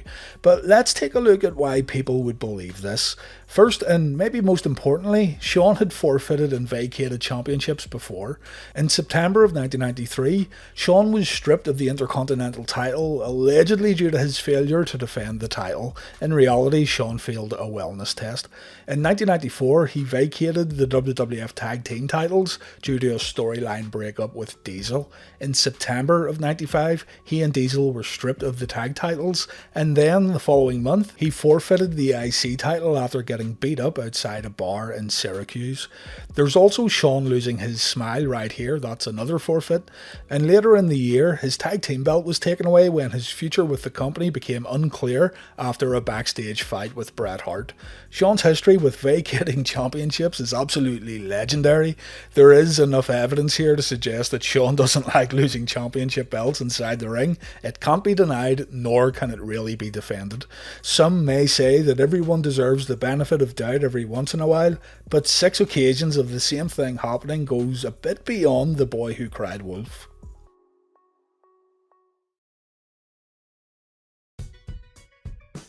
WWF producer Bruce Pritchard said that Bret Hart was livid after Shawn's promo. Not only was Bret annoyed at Shawn dropping the belt, but even the office felt that the whole "I lost my smile" thing just confused casual viewers. Shawn saying that he lost his smile wasn't scripted, and Vince McMahon didn't know he was going to say this prior to the in-ring promo. Pritchard also said that he himself believed Shawn had a bad knee, but he also could have worked with Sid and eventually Bret Hart if that was the original plan. From all accounts, there didn't seem to be many people who were sympathetic towards Shawn backstage. There were more skeptics than anything else, and this was due to Shawn's history of forfeiting and vacating championships. Pritchard also said that there were discussions around Shawn dropping the belt to Sid on Raw Thursday. Sid was reportedly going to win the title in a quick match because Shawn was unable to have a 20-minute bout due to how hurt he was. So Shawn was being booked here to apparently lose to Sid and Bret within a short time frame, and this is why many believe Shawn decided to forfeit the title instead. The next obvious question then that would clear some of this up would be, did Shawn get the knee surgery? And yes, he did. Don't be fooled into thinking Shawn wasn't actually hurt here. He was, but as explained earlier, Shawn was working with the injury for quite some time, albeit in tag team matches and triple threat matches. There's also the whole thing about wrestlers working big shows regardless if they're hurt or not, and whether you think this is the right or wrong thing to do is completely up to you, but there was a sort of unwritten rule where a wrestler would be expected to work hurt if their name was on the marquee, get the match in the ring and deal with the injury after drawing the crowd, that kind of thing. Even if Shawn was legitimately hurt, many would simply say that Shawn should have worked WrestleMania anyway. In the weird world of professional wrestling, this would be considered the right thing to do. Man up and get in the ring. A theory that's been thrown out there, and the one I'd probably lean towards the most, is that Shawn was indeed hurt. He did go to his doctor and he was told he needed surgery, but Shawn maybe saw this as an opportunity rather than a problem. It was the perfect excuse. It avoided the proposed loss to Sid in the WrestleMania rematch with Bret. The thing is though, I can't tell you what happened and neither can anyone else with a YouTube channel. WWF producers at the time are still not 100% on the legitimacy of Shawn's knee injury. There's one man who can give you the answers and that's Shawn Michaels. Shawn says that it was very much legitimate, so that's what we've got to work with. One thing is for sure though, Shawn was going through more than just these alleged knee problems. The guy had problems with addiction. It's no secret that he was becoming extremely difficult to work with. And in early 1997, I firmly believe that we were seeing the results of all that pressure HBK put on himself in 1996, along with the self-medication of course. It's almost like Shawn Michaels was breaking down on TV as the weeks went on.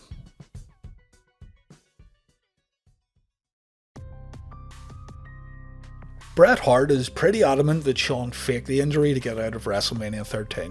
What's interesting though is that Bret revealed details about the planned WrestleMania XIII match. Bret shared his ideas for how he wanted the match to play out. It's quite different, but it is also very intriguing.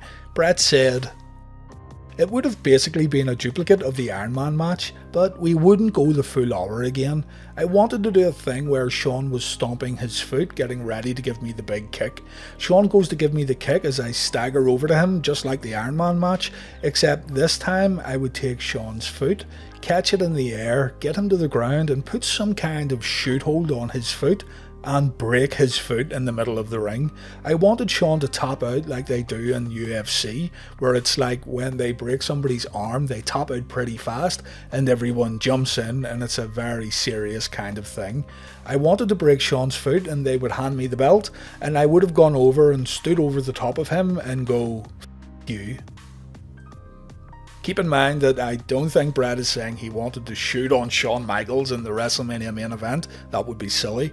But Bret wanted to do something that looked a little more legitimate, and by the sounds of things, Bret would turn heel also at WrestleMania.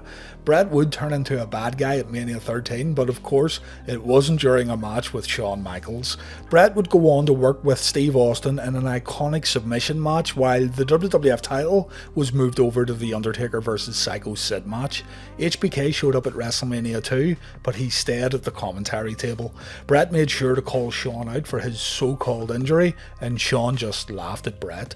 It also didn't help when Shawn came out for interviews and he performed backflips from the top turnbuckle. In the end, the way Shawn tells it, HBK's personal doctor who diagnosed the knee injury apparently had no experience in sports medicine, and he told Shawn that he would never wrestle again. After a second opinion and also after surgery, Shawn apparently found out that the knee injury was much more minor than originally stated. There could be some truth to this. After all, Shawn would continue to have knee problems during his second WWF run, and he again had surgery. So I do need to stress here that I really do believe Shawn had issues with his knee during early 1997. Shawn returned to the ring 3 months after forfeiting the belt, and again he was put in tag team matches only, although giving Shawn the tag team title along with Steve Austin was probably a mistake. Shawn didn't have a singles match until June of 1997, working against Stone Cold at the King of the Ring. Shawn Michaels and Razor Ramon were upper mid-carders in the WWF around the time of WrestleMania IX. Shawn was the Intercontinental Champion, while Razor had just debuted the previous year. Razor had pinned former WWF Champion Bob Backlund at WrestleMania, while Shawn opened up the show, getting a win over Tatanka. The day after WrestleMania IX, a newcomer came into the World Wrestling Federation. This newcomer was Sean Waltman, and he got a contract after his tryout along with his opponent on the night, Louis Spicolli.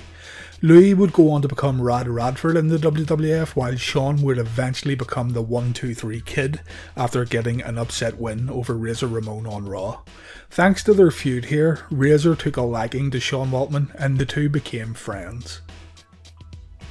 In June of 1993, Shawn was seeking a bodyguard character to go along with his gimmick. Shawn also stated he didn't have many friends in the World Wrestling Federation at this time, and he wasn't only looking for a work colleague, but he also wanted a friend. Shawn had seen a character on WCW named Vinny Vegas, who Shawn instantly thought was funny and entertaining. Shawn managed to get Vinny Vegas into the World Wrestling Federation, and thus Diesel was born. Shawn Michaels and Diesel, real name Kevin Nash, became instant friends, and to this day, Kevin Nash credits Shawn Michaels for the success he would have in the wrestling business. He was seriously floundering in WCW at the time. So we have Razor Ramon and the 1-2-3 Kid as friends on one side, and Shawn and Diesel are buddies on the other.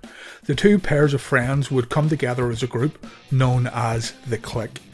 In 1995, newcomer Triple H came into the World Wrestling Federation and The Clique took him in. Triple H didn't like the party, whereas the remaining members of The Clique very much enjoyed the party, so Hunter became The Clique's designated driver. The Clique used their backstage pool to get themselves booked in matches that only benefited The Clique, we know this for sure. Things would come to a halt though in 1996, as Diesel and Razor Ramon had agreed to join WCW, and eventually so did Sean Waltman.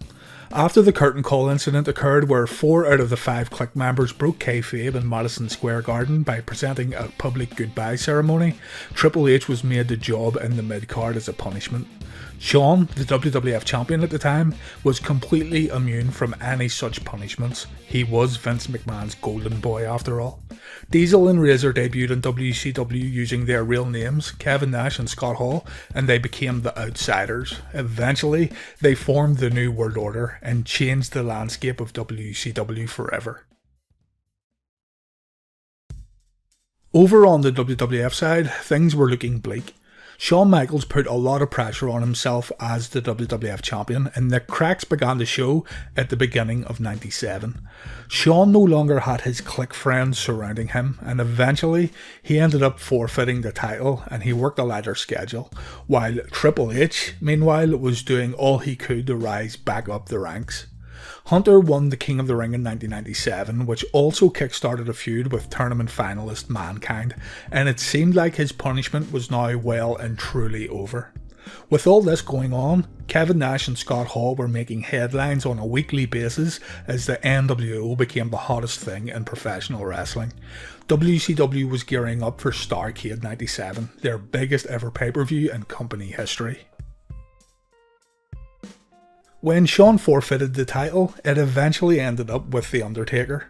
WrestleMania XIII saw The Undertaker take the title away from Psycho Sid, and at SummerSlam, The Undertaker was set to defend the championship against Shawn Michaels' eternal rival, Bret Hart. Shawn managed to get himself involved in this match as he was named the special guest referee for the showdown. The night ended with Shawn accidentally smashing a steel chair in The Undertaker's skull and counting the 1-2-3, allowing Bret to win the WWF Championship in the process. Had Shawn not counted the 1-2-3 in storyline, he would have had to leave the World Wrestling Federation for not carrying out his referee responsibilities. The next 2 episodes of Raw following SummerSlam featured 2 very good Shawn Michaels promos as he solidified his new heel status. While Shawn has never been the most articulate promo guy, these segments featuring Michaels were done very well. In the first interview, conducted by Vince McMahon, Shawn said, So let me get this straight. You, referring to Vince McMahon, The Undertaker, Bret Hart and the fans of the World Wrestling Federation are dumping this on my lap. You know something? It's just like you, it's just like Bret Hart, and it's just like all the fans of the WWF to not take responsibility for themselves and pass the buck onto the Heartbreak Kid. Let me tell everybody what the story is. It's no secret that Bret Hart doesn't like me, but there's one thing for sure. Bret Hart needs me because I am the only man who has ever beat his ass in the WWF. Undertaker, you and I, for as long as we have been here, have never crossed paths, except for now. Undertaker, Shawn Michaels lays down for no one. I don't do it for Bret, I don't do it for you, I don't do it for the fans. The next time you see Shawn Michaels, my super kick will be down your throat.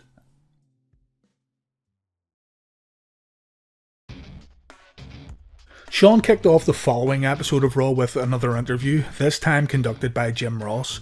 Shawn announced that he was scheduled to face Mankind that evening before taking shots at the new commissioner of the WWF, Sergeant Slaughter. Slaughter made his way to the ring, trying to make HBK fall in line, but Shawn said that he was expecting to end up on the WWF hit list, and so he got himself an insurance policy. The commentators wondered for the rest of the evening what or who the insurance policy could be as we made our way to the main event. Shawn and Mankind had a short yet brutal match here, and when it seemed Mankind was getting the upper hand in the bout, the insurance policy made his way to the ring. None other than ravishing Rick Rude. I jumped out of my seat when I saw this when I was younger. It was great seeing Rick Rude back in wrestling.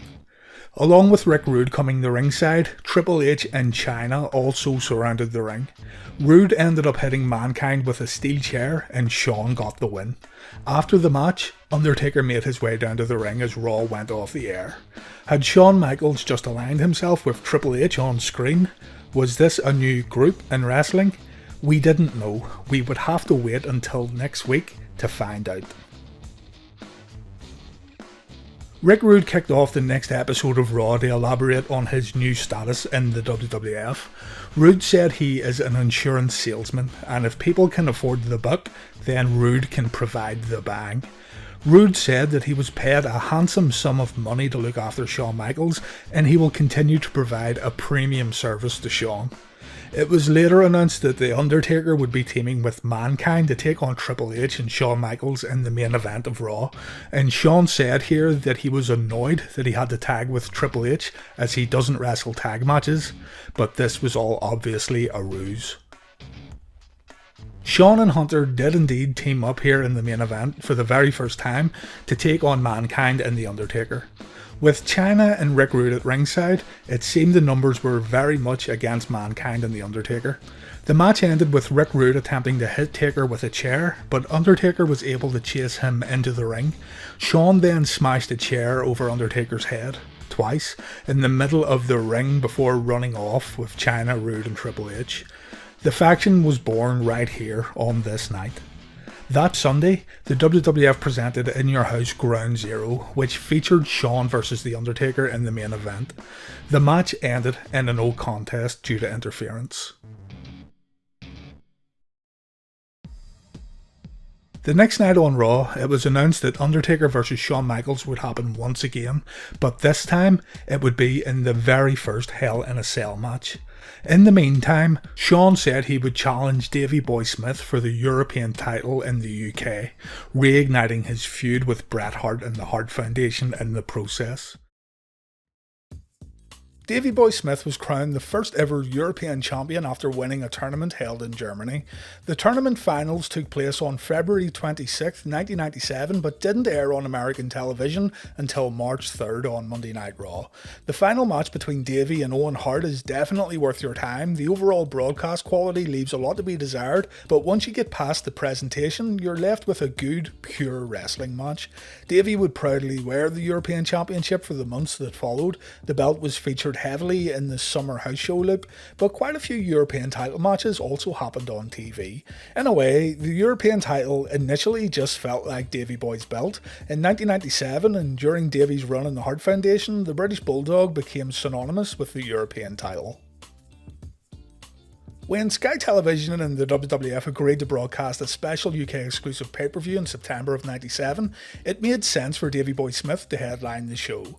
5 years prior, the British Bulldog's Intercontinental title win at SummerSlam '92 had provided British wrestling fans with a genuine feel-good moment, and even though times had changed, Smith was still loved by fans in the UK. One Night Only was kind of a homecoming for the British Bulldog. Smith had, of course, worked plenty of UK shows after SummerSlam in Wembley, but what you need to understand here is that One Night Only was heavily promoted in the UK. While fans in America may look at One Night Only and see the event as a glorified house show, here in the UK the advertising and promotion for the event was quite extraordinary. I specifically remember seeing newspaper advertisements for the event, something that wasn't done here for typical shows, and you couldn't watch any other programme on Sky Sports without seeing advertisements for One Night Only. As a quick side note, while One Night Only was marketed as a UK exclusive show, it was also available in Canadian pay-per-view markets. To explain this, Bret Hart said he had blocked the United States from getting the show due to a clause in his contract. Good stuff. The WWF also done a big promotional tour, sending talent to British talk shows to tell potential viewers that they should order One Night Only on Sky Box Office. Naturally, the British Bulldog appeared on radio shows and television broadcasts, and Davey Boy promised the British public that he would defeat Shawn Michaels at the special event while dedicating the upcoming victory to his sister Tracy. Tracy was battling cancer at the time. I don't think I need to talk about Shawn Michaels in 1997 too much here because you guys already know the story. But to summarise, Shawn had turned heel after SummerSlam '97 while aligning himself with Hunter Hearst Helmsley, Chyna and Ravishing Rick Rude. This group was known as D-Generation X and their main rivals were Bret Hart and the Hart Foundation, of which Davey Boy was a member. Shawn's rivalry with Bret Hart had reached its boiling point during the summer of '97. Political manoeuvring and backstage fighting had completely tarnished HBK and the Hitman's relationship, both on a personal and professional level, and there was a very real dislike between the two men, to put it lightly. Something I want to point out though, and something I find interesting, is the fact that the Shawn Michaels versus Davey Boy Smith match at One Night Stand was announced before Shawn turned heel. So for example, if you watch SummerSlam '97, you'll hear Vince and Jim Ross talk about the special UK pay-per-view while announcing the Michaels versus Smith main event. So we have the Hart Foundation and D-Generation X at each other's throats as we go into One Night Only, held in the Birmingham NEC Arena. Bret would have his hands full with The Undertaker in the semi-main spot, while Davey Boy Smith and Shawn Michaels would close the show. The crowd who showed up at One Night Only were excellent as they got treated to a, quote, proper WWF show.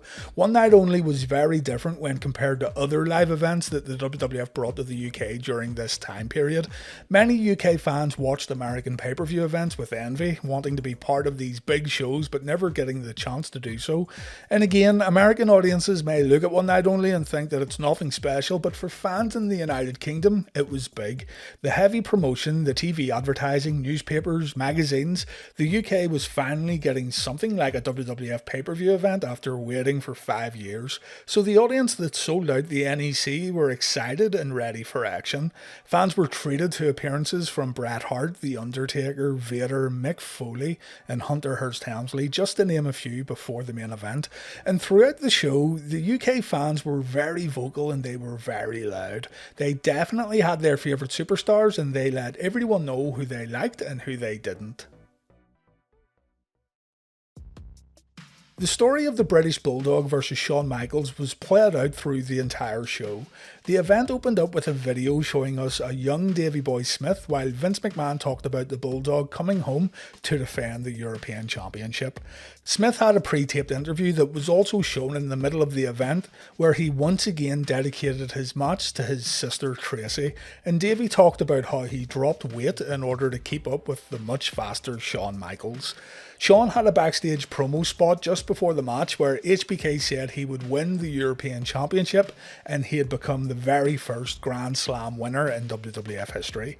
The audience response was of course very negative towards Shawn, but what's so shocking about One Night Only and the European Championship main event is the fact that Shawn Michaels was absolutely right here. HBK was going into the Birmingham NEC and he was booked to defeat the British Bulldog in the middle of the ring. I don't think anyone could have expected what was going to happen here. Let's first look at the match and then we'll talk about how and why this all happened. I'll give you a small spoiler though, it was all Shawn Michaels' idea. Shawn comes to the ring and initially fans are excited to see the Heartbreak Kid, in particular the female fans. While kissing girls of a questionable age and sticking a British Bulldog action figure down his tights, HBK gets a decent crowd response, but remember the UK were starved of big superstars and big shows at the time. Practically everyone got a decent ovation at one night only, and it wasn't until the matches played out where you would hear the cheers and the boos. Don't worry though, this audience would soon be turning very cold towards Shawn Michaels. Davey comes out with his sister Tracy. It does look like it's a little too much for her to be honest, but Davey had dedicated the match to her and we can only assume that Davey wanted to give his sister a moment that she would remember. I'll just mention here too that Tracy passed away in 1999 at the age of 26. Davey gets a thunderous ovation though a massive Bulldog chant breaks out as Davey holds up the Union Jack. Shawn pretends to leave the arena only to check himself out on the Titantron before returning. Shawn must have been loving all of this. HBK knew what was going to happen. The more they chanted for the Bulldog, the more heat the finish was going to generate. As unsavoury as Shawn Michaels was during mid to late 1997, his in-ring heel work was unrivalled. Shawn's athletic ability mixed with his animated theatrics made for great television. The man you love to hate, he knows he's good and he's not afraid to show it. And his defensive and selling abilities are just as entertaining as his offensive skills. Shawn's backstage conduct would never win him any awards, but his in-ring work definitely would. With that being said, Davey Boy is no slouch in this match either. The Bulldog is a bit of a strange case when it comes to main events. Sometimes he was average and sometimes he was really good. And the Davey we got at this UK pay-per-view was really good, especially in the first 5 minutes or so. The bout starts with Shawn constantly getting overpowered. A great spot sees Davey and Shawn tying up and HBK trying to use the top turnbuckle to his advantage, only for Davey to throw Shawn from one side of the ring to the other.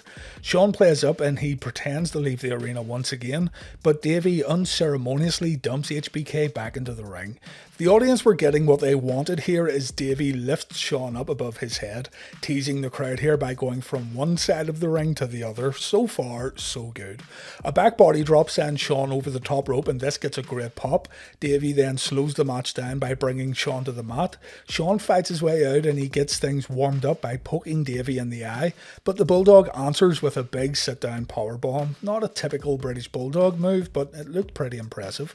Davey flattens Shawn by reversing a crucifix pin attempt with a Samoan drop, but then the Bulldog makes a costly mistake. He applies a surfboard stretch while keeping his own shoulders to the mat. Referee Earl Hebner has no choice but to count a pin attempt, forcing the Bulldog to release the hold. Davey argues with the referee and Shawn takes advantage by blindsiding the Bulldog. Davey tries to fight back and he delivers a vertical suplex, but then we see Rick Rude making his way to the ring. It's from this point onwards where the match begins falling apart. As soon as Rude comes to the ring, he begins interfering in the match. Davey Boy gets rammed into the ring post on the outside and Shawn follows up with a double axe handle from the top rope. Fans begin looking to the entranceway, waiting for a Hart Foundation member to come out and even the odds, but it doesn't happen. Instead, Rude is allowed to deliver more punishment on the outside. It's fine though, right? I mean, this is only a little UK house show and Davey Boy will eventually overcome these odds, giving fans a reason to go home happy and all that stuff. Shawn applies a sleeper hold in the middle of the ring, but Davey gets out with a side suplex. Shawn stays on the offense with a forceful Irish whip into the corner, and then we see the short arm scissors that Shawn applies on rare occasions. Davey is once again able to show off his power by lifting Shawn while the arm scissors is still applied, drilling Shawn's back into the mat. The two men then dash into each other and both competitors are on the mat. The audience begins booing loudly as Triple H and Chyna make their way to the ring. As the crowd chants, "We want Bret," Davey begins mounting a comeback, but it's now only a matter of time before Triple H and Chyna get involved. The crowd wants the Hart Foundation to come out and even the odds, but again, it doesn't happen. Eventually, Shawn gets the upper hand. We see not one, but two diving elbows from the Heartbreak Kid. But when Shawn goes for the super kick, Davey is able to reverse it. The Bulldog scoops up Shawn for the running power slam, but Rick Rude takes hold of Davey's leg. Davey is able to get away from Rude, and Shawn gets clotheslined over the top rope, but things go from bad to worse when the fight spills to the outside. Davey scoops up Shawn once again for a running power slam, but he falls over, catching his foot on the guardrail, and this results in the Bulldog taking sweet chin music. The other members of DX try to force the guardrail further into Davey's knee before Triple H nails the pedigree. Still no sign of the Hart Foundation. Shawn then takes Davey's knee brace off and he throws it to the Bulldog's wife Diana and sister Tracy, and then Shawn applies a figure 4 leg lock. Hunter and Chyna help Shawn apply pressure while the Bulldog screams in agony. The Bulldog makes his way to the ropes, but Rick Rude punches Davey behind the referee's back. The figure 4 remains locked in and the fans are now on the edge of their seats, just waiting for Davey to power out.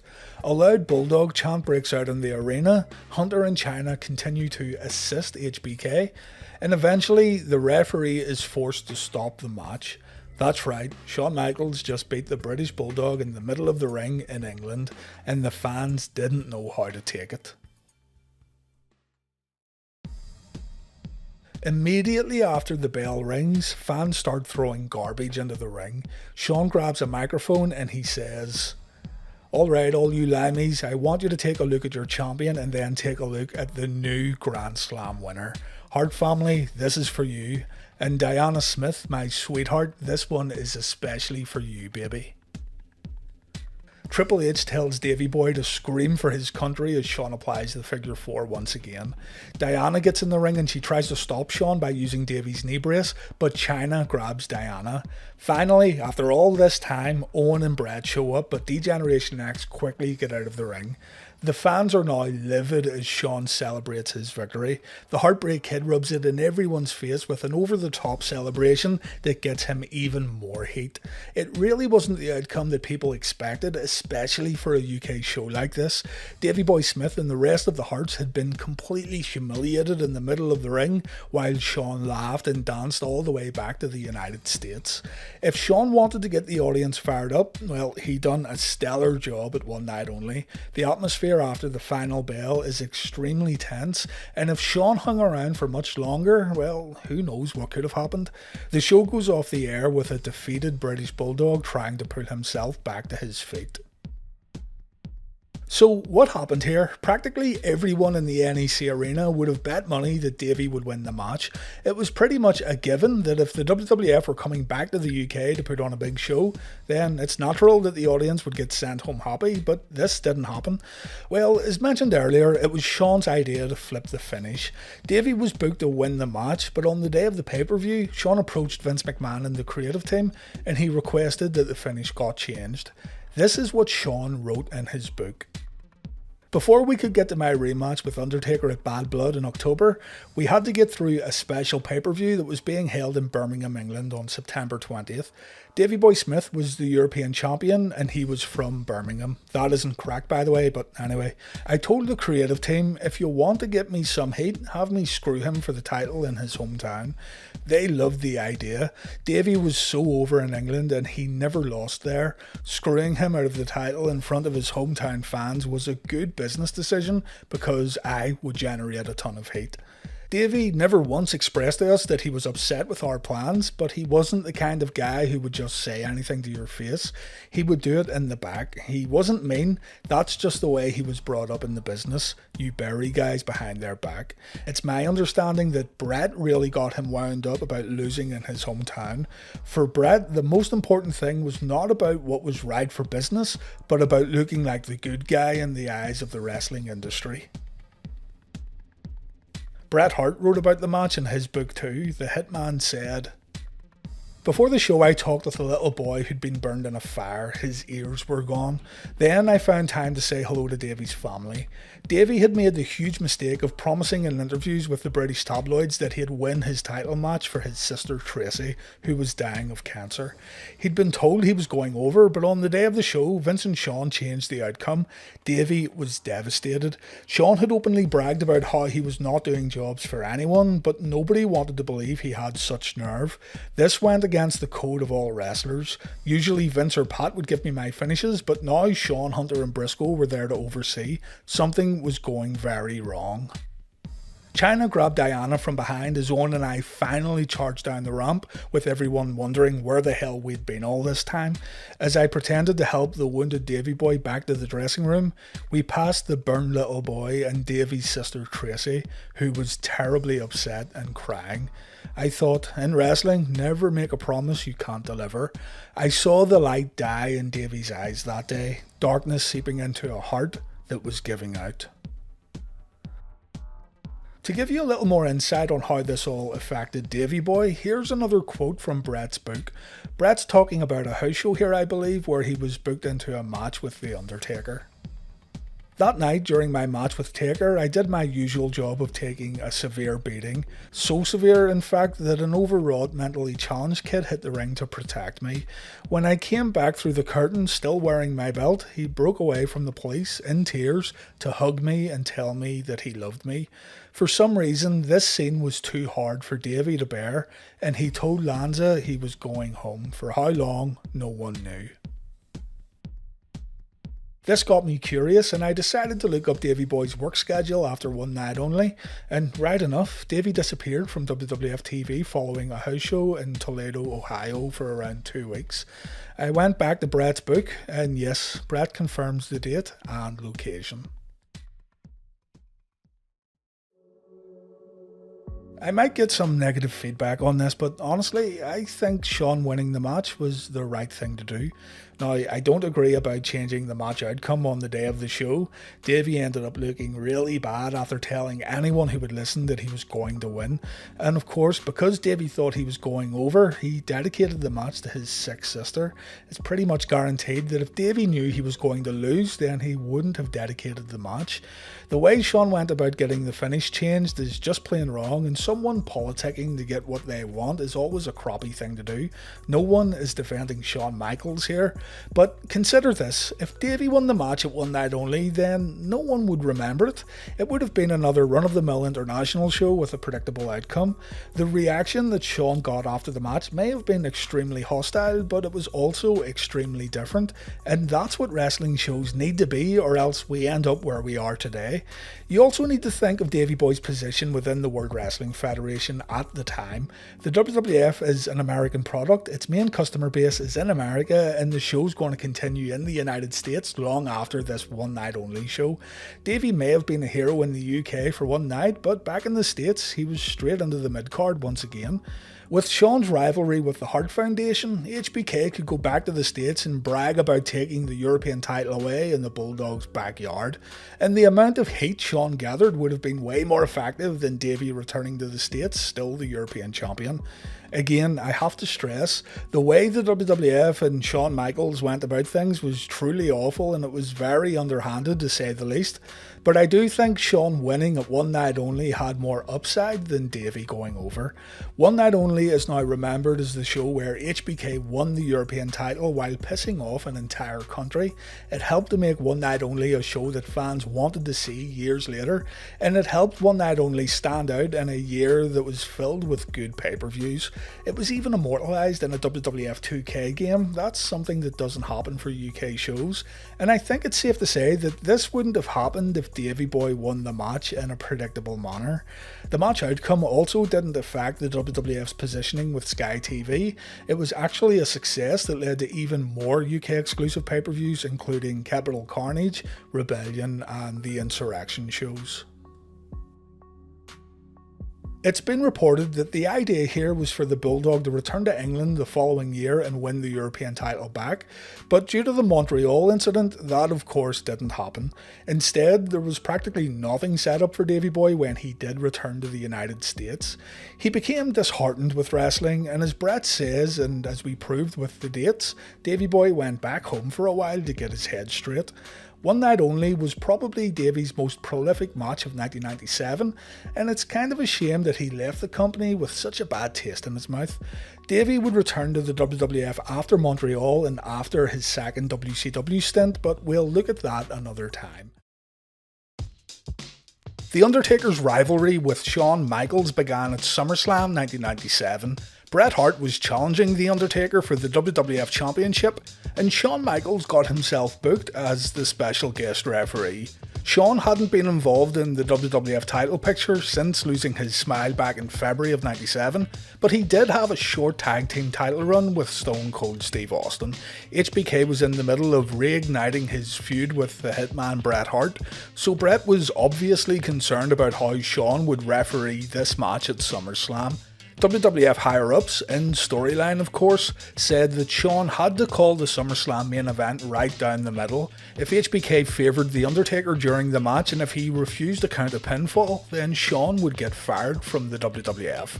Towards the end of the match, Bret spat on Michaels and Shawn threw a wild chair shot at the Hitman. Bret ducked out of the way and Shawn ended up smashing The Undertaker's skull with the chair. Bret then pinned The Undertaker, and Shawn realised that he had to count the pinfall or else he was done for. Shawn counted The Undertaker's shoulders to the mat and Bret became the WWF champion. This was a superb match finish, by the way. It was very unique and I don't think the WWE has tried to recreate it, thankfully. So now The Undertaker was coming after Shawn Michaels for costing him the WWF Championship, and HBK felt that the fans were blaming him for standing up for himself during the SummerSlam main event. Shawn said the WWF fans were dumping this whole thing on his lap, but in the end, Shawn really doesn't care what anyone thinks of him. The plan here was to have Shawn turn heel, and this led to the creation of D-Generation X. While all this was going on, Paul Bearer was also telling The Undertaker that the Phenom's little brother was coming for the dead man, so the Phenom was going through a pretty rough time during the summer of 1997. Shawn and Hunter Hearst Helmsley teamed up to take on Mankind and The Undertaker on Raw's War, and the match ended with Shawn destroying Taker again with a steel chair. From this point onwards, Shawn would become associated with Triple H, Chyna and Rick Rude, and Shawn's on-screen character would get more juvenile as the weeks went on. The Undertaker, meanwhile, was seeking revenge, and at the Ground Zero pay-per-view held on September 7th, 97, the Phenom would get his hands on Michaels in the main event. Shawn vs Taker would headline the show in a singles match. The bout was riddled with referee bumps and interference, and in the end, there was no clear winner. Shawn was saved due to outside interference, and the match ended in a no contest, meaning the feud would continue into the following month's pay-per-view.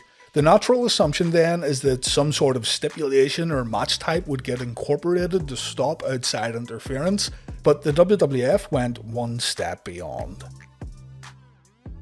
The next night on Raw, the Hell in a Cell match was announced by Vince McMahon during an interview with The Undertaker. Vince said that a giant cage would surround the perimeter of the ring and there's going to be a roof on the cage. The Undertaker said that Shawn Michaels had just opened the gates of hell and Hell in a Cell will be the beginning of the end for the Heartbreak Kid. Once locked inside the cell, there's no way in for Shawn's friends and there's no way out for HBK.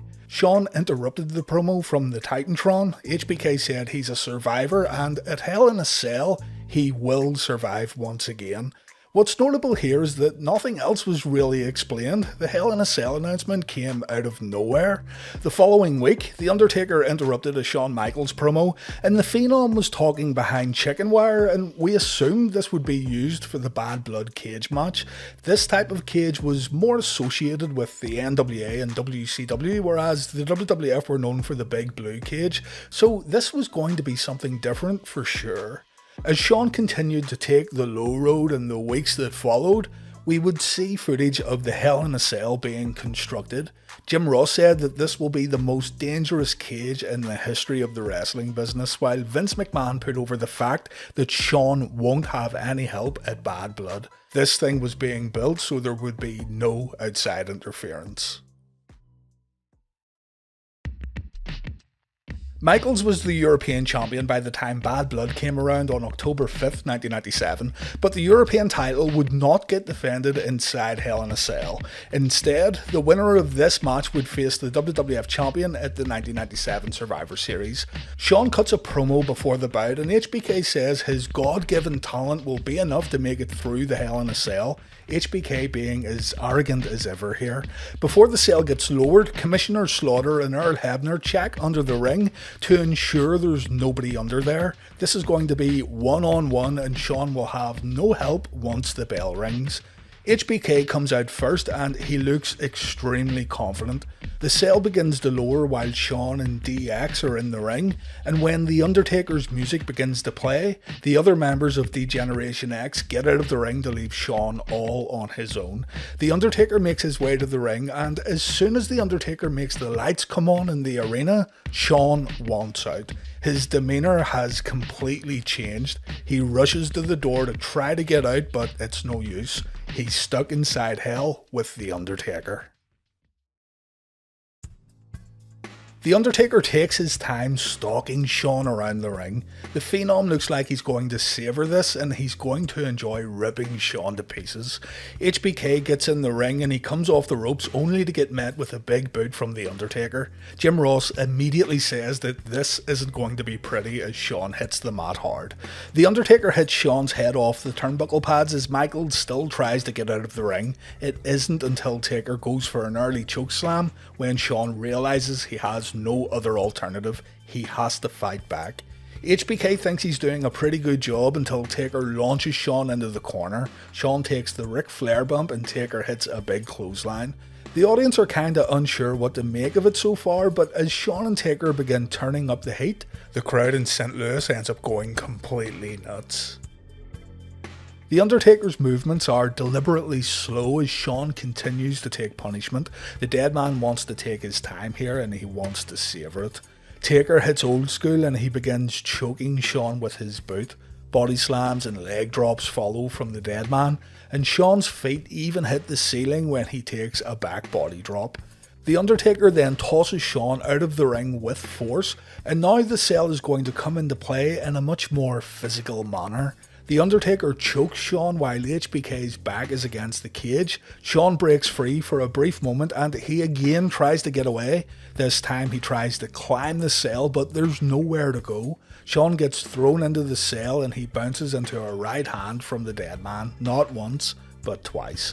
Taker then goes to powerbomb Shawn, but in an act of desperation, Shawn grabs the cage and he's able to lay in a few punches, but it's not enough to stop The Undertaker. Shawn gets his back drilled into the cell before The Undertaker literally rams Shawn from pillar to post, smashing Shawn's back into the corner of the cell and the ring post. Again, a glimmer of hope comes for Shawn when he manages to ram Taker into the cell, but The Undertaker fires right back with a clothesline. It seems like Shawn hasn't got a hope in hell of winning this match. A misstep from The Undertaker allows Shawn to once again try and gain some sort of control. HBK mounts the dead man and a series of punches gets delivered, and then Shawn gets back inside the ring, which, strangely enough, has become the safest place where Shawn can go.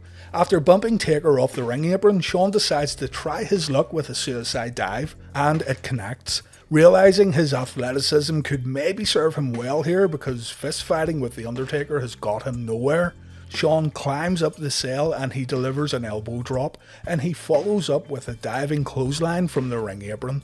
Shawn then attacks The Undertaker with the steel steps, and afterwards, Shawn hits a pile driver on the lower part of the steps, one of the better spots of the match. Shawn then gets frustrated with one of the cameramen inside the cage. Keep this in mind as it comes into play again very soon. A double axe handle from the top rope to the outside gets delivered from HBK as the commentators say that this is slowly turning into hell for The Undertaker. Shawn then grabs a steel chair. Remember, it was the steel chair at SummerSlam that started this whole rivalry, and HBK hits The Undertaker across the back. Shawn sets the chair down, but he then has second thoughts. If he's going to win this match, then he has to get vicious. So HBK takes the chair one more time and The Undertaker takes another hit across the back. HBK goes for the pin and he only gets a 2 count. He can't believe Taker kicked out and he can't believe the match has to continue. Undertaker begins fighting back, but Shawn traps his opponent's arms between the top and middle ropes. HBK's master plan leads to nothing as The Undertaker breaks free and Shawn gets sent over the top rope. On his way down, Shawn hits the cameraman again and HBK is now pissed off. The cameraman gets attacked on the outside and there's a legitimate hush in the arena when this happens. Fans didn't know if Shawn was really upset with this poor guy. It was all a work though. Shawn hits the flying forearm, he hits the elbow drop, and he begins tuning up the band for sweet chin music. The super kick finds its mark, but The Undertaker sits right back up after taking Shawn's finisher. Shawn then realises that Commissioner Slaughter has ordered the cage door to be opened to allow the cameraman to get out of harm's way, and Shawn takes this opportunity to escape the cage. The Undertaker follows, and so begins the second part of this Hell in a Cell match. This is when it went from great to excellent.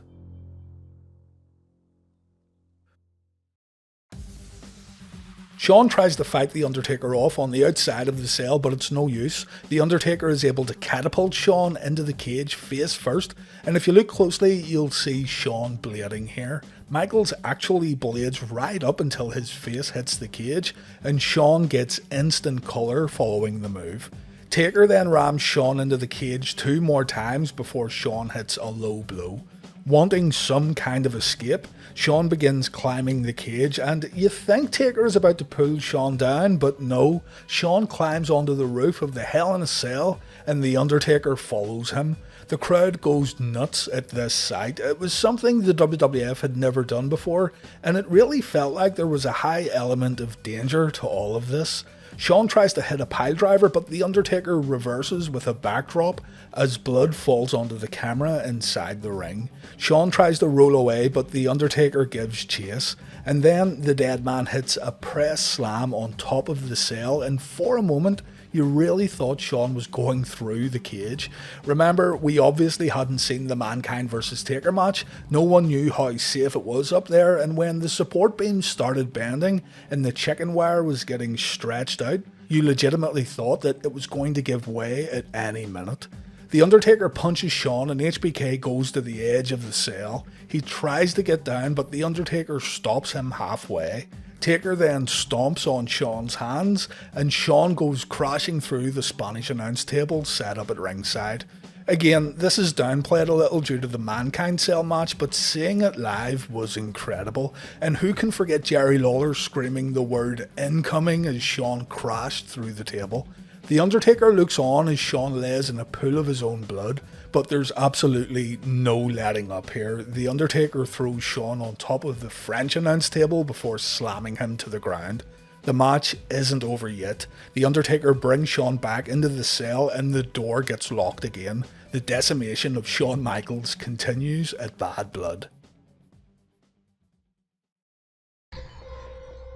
The Undertaker sets Shawn up and the Phenom delivers a chokeslam from the top rope. Jim Ross says it's just a matter of time before the WWF's most arrogant superstar gets put out of commission for good.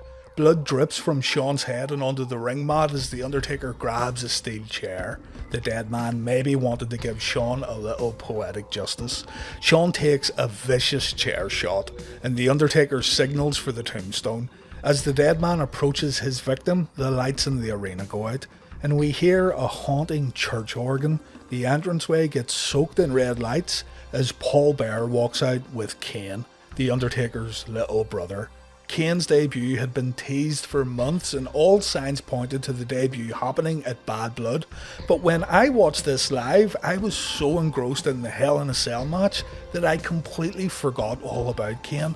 This was really the last thing I was expecting. Kane rips the cage door off the hinges and a stare down takes place in the ring between The Undertaker and his little brother. The Undertaker shows emotion in his face, something we really hadn't seen before, and Kane goes on to tombstone the dead man before leaving the ring. Shawn crawls over, he puts an arm on the Undertaker, and the referee slowly counts to 3. HBK wins the very first Hell in a Cell match, but he doesn't look like a winner at all as Chyna and Triple H carry HBK out of the arena. Shawn said of the finish and the debut of Kane, "The costume, the entrance, it was all so awe-inspiring. It was really the only way we could end that match because we done so many amazing things, and you have to top it off with something equally or more impressive. The debut, the flames, and his presence are what carried that." Out Kane goes, and I drape an arm over the Undertaker.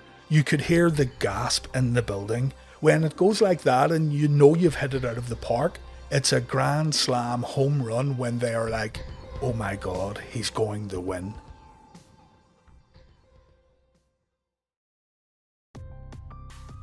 Talk about the stars aligning and everything falling into place. The booking of this match was simply impeccable, and there were so many things that made this all work. First, there's the cell itself and what it meant for Shawn Michaels to get locked inside this structure with The Undertaker. Shawn's character was cocky and brash, and this was the character that walked down the ramp at Bad Blood. When Shawn got locked inside the cell, however, his cockiness and confidence started slipping away as HBK began to panic and looking for a way out. It's like a wave of anxiety came over Shawn as soon as he got inside the cell, and it freaked him out. Shawn's character lent itself to this match type. The insufferable little show-off was now going to have to face some harsh consequences for his actions, and it's going to happen in the very worst way possible. And then you have The Undertaker, and The Undertaker was like a lion locked inside a cage with its prey. The dead man stalked Shawn around the ring in such a cold and methodical way that it almost felt like he was playing with his opponent, letting that fear rise and rise until Shawn had no other choice but to fight back. The Undertaker said, "That's what was so good about Shawn. Yeah, Shawn was ahead of his time with all the things he could do physically, and he took advantage of that at the right time, but when it came down to it, when it came down to Nux, you believed him. Whether he was a little shit heel or a babyface, when it came down to a fight, you believed him. There are only a few guys you can identify with that had that. Shawn Michaels could have a great match with a broomstick." To me, when you really think about it, there's no other two men that could have pulled this off in 1997. Their gimmicks and personas lent themselves to this cat and mouse chase that happened inside the cage, and it was pulled off incredibly well. When it was time to fight and when there was no other choice, Shawn put his hands up and he went for it, but the dead man stayed on Shawn's tail until Kane showed up. It took an outside force to stop The Undertaker destroying Michaels, and even this finish played into the characters of not only Kane and The Undertaker, but Shawn too. HBK didn't beat The Undertaker, Kane did that for him, but that won't stop the cocky Shawn Michaels from going to Raw and taking credit and going on to the 1997 Survivor Series to face the WWF Champion. So many variables at work here, and everything worked, from The Undertaker's brooding character, Shawn's arrogant nature, the story told in the ring, the debut of Kane, and the cell structure itself. The very first Hell in a Cell really was a perfect storm that hasn't been replicated since. The cell was more than just a cage here, it had a profound effect on the competitors. While the Hell in a Cell played mind games with the Heartbreak Kid and it caused his fight or flight response to kick in, it became a killing ground for The Undertaker. There's been a little confusion as to who came up with the Hell in a Cell idea. Shawn Michaels initially took credit for the match when he was interviewed for his From the Vault DVD collection. Shawn said he remembered seeing Buzz Sawyer versus Tommy Rich at the Omni, the last battle of Atlanta, and this match featured a cage with a roof. Shawn said he suggested this steel structure to Vince McMahon, and the next thing he knows, the Hell in a Cell is being built. Well, Jim Cornette has completely shot this down on a few occasions while saying it was actually his idea. And I believe Jim here because Cornette can also recall the inspiration of the Kane debut, which in turn was the main reason for the creation of Hell in a Cell. In regards to how Kane debuted, Jim Cornette said, "It was a combination of Kevin Sullivan ideas and things I had already seen. The Hell in a Cell cage was the old Memphis cage where it encompassed the entire ringside area, and it was the War Games cage because it had the top on it. And how did Kevin Sullivan introduce Doug Furnas as a babyface on Christmas night of '87 in Knoxville? When the heels were beating up the babyface, here comes Doug Furnas and he rips the door off the cage. It had never been done since." And right enough, here's the footage of Doug Furnas ripping off the cage door to save an official from a Kevin Sullivan beatdown in Knoxville. Cornette said in a separate interview, "I hated the old-fashioned WWF cage with the blue bars. Chain link fence looks rough. Blue bars look gaga to me. I love War Games because the cage has a top. You can't climb over the top. JJ Dillon got hurt in the War Games. The Road Warriors were trying to do their finish, but Hawk had to modify it because the top was too low. So Hawk came off at a different angle and he separated JJ's shoulder. Sid powerbombed Brian Pillman on his head because his feet hit the top of the cage. So I said, make it bigger. Make it like the one in Memphis where it surrounds the ringside area too so guys can come off the top. Nobody can get in or out, which is all the more reason why it gets heat when the heel gets in." We were able to say that this was going to be the big climactic match between The Undertaker and Shawn Michaels. Two men were going to enter, but there was no escape, no way in and no way out. Somebody had to win, somebody had to lose, and there was absolutely no way for Shawn Michaels to escape the ass kicking that The Undertaker was going to give him, and he didn't. Shawn wasn't the one who breached the cage. At the worst possible moment for The Undertaker, his brother appears. Also, The Undertaker said on his second Broken Skull sessions that the cell was indeed built with Kane's debut in mind. Taker said, "We were killing two birds with one stone here. Shawn and I had been working with continual interference from Triple H in China. They kept interjecting themselves. That's kinda the setup as to why there's going to be a Hell in a Cell. But the main reason for the Hell in a Cell is for Kane. It's all about Kane. It's all designed for Kane's debut. You're gonna keep all outside interference out, and boom, here comes Kane."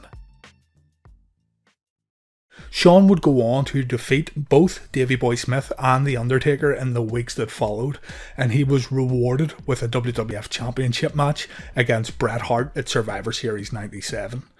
While Shawn was working against the Bulldog and Undertaker, Triple H feuded with Mankind and Sergeant Slaughter. It was Bret Hart who inadvertently named the group. Bret had called Triple H, Chyna, Rick Rude and Shawn Michaels a bunch of degenerates on the October 13th, 1991 episode of Raw. Shawn then said that their group would fittingly be known as D-Generation X. The group's antics would be turned up a notch in the run-up to Survivor Series. Shawn and Hunter have said in interviews that, at first, the WWF brass were not very pleased with their actions and interviews, fearing that the network would take Raw off the air due to their actions being not so family-friendly. However, the opposite was actually true, as the network loved what they were seeing on TV.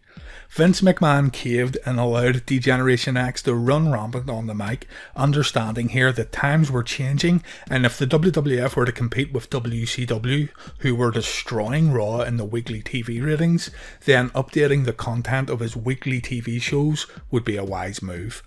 It didn't pay off right away, but D-Generation X, along with Stone Cold Steve Austin, definitely set the wheels in motion for the WWF Attitude Era and the weekly TV victories over WCW that followed.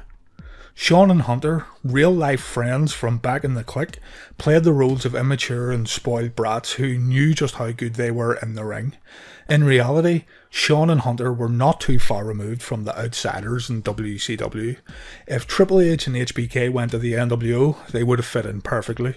And if Scott Hall and Kevin Nash came back to the WWF and joined DX, again, they would have fit in perfectly also.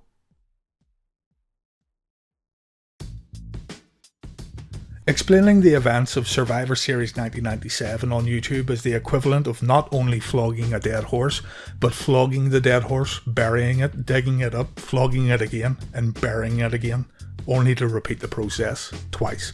Shawn defeated Bret after Vince McMahon ordered for the bell to be rung, and Bret went to WCW.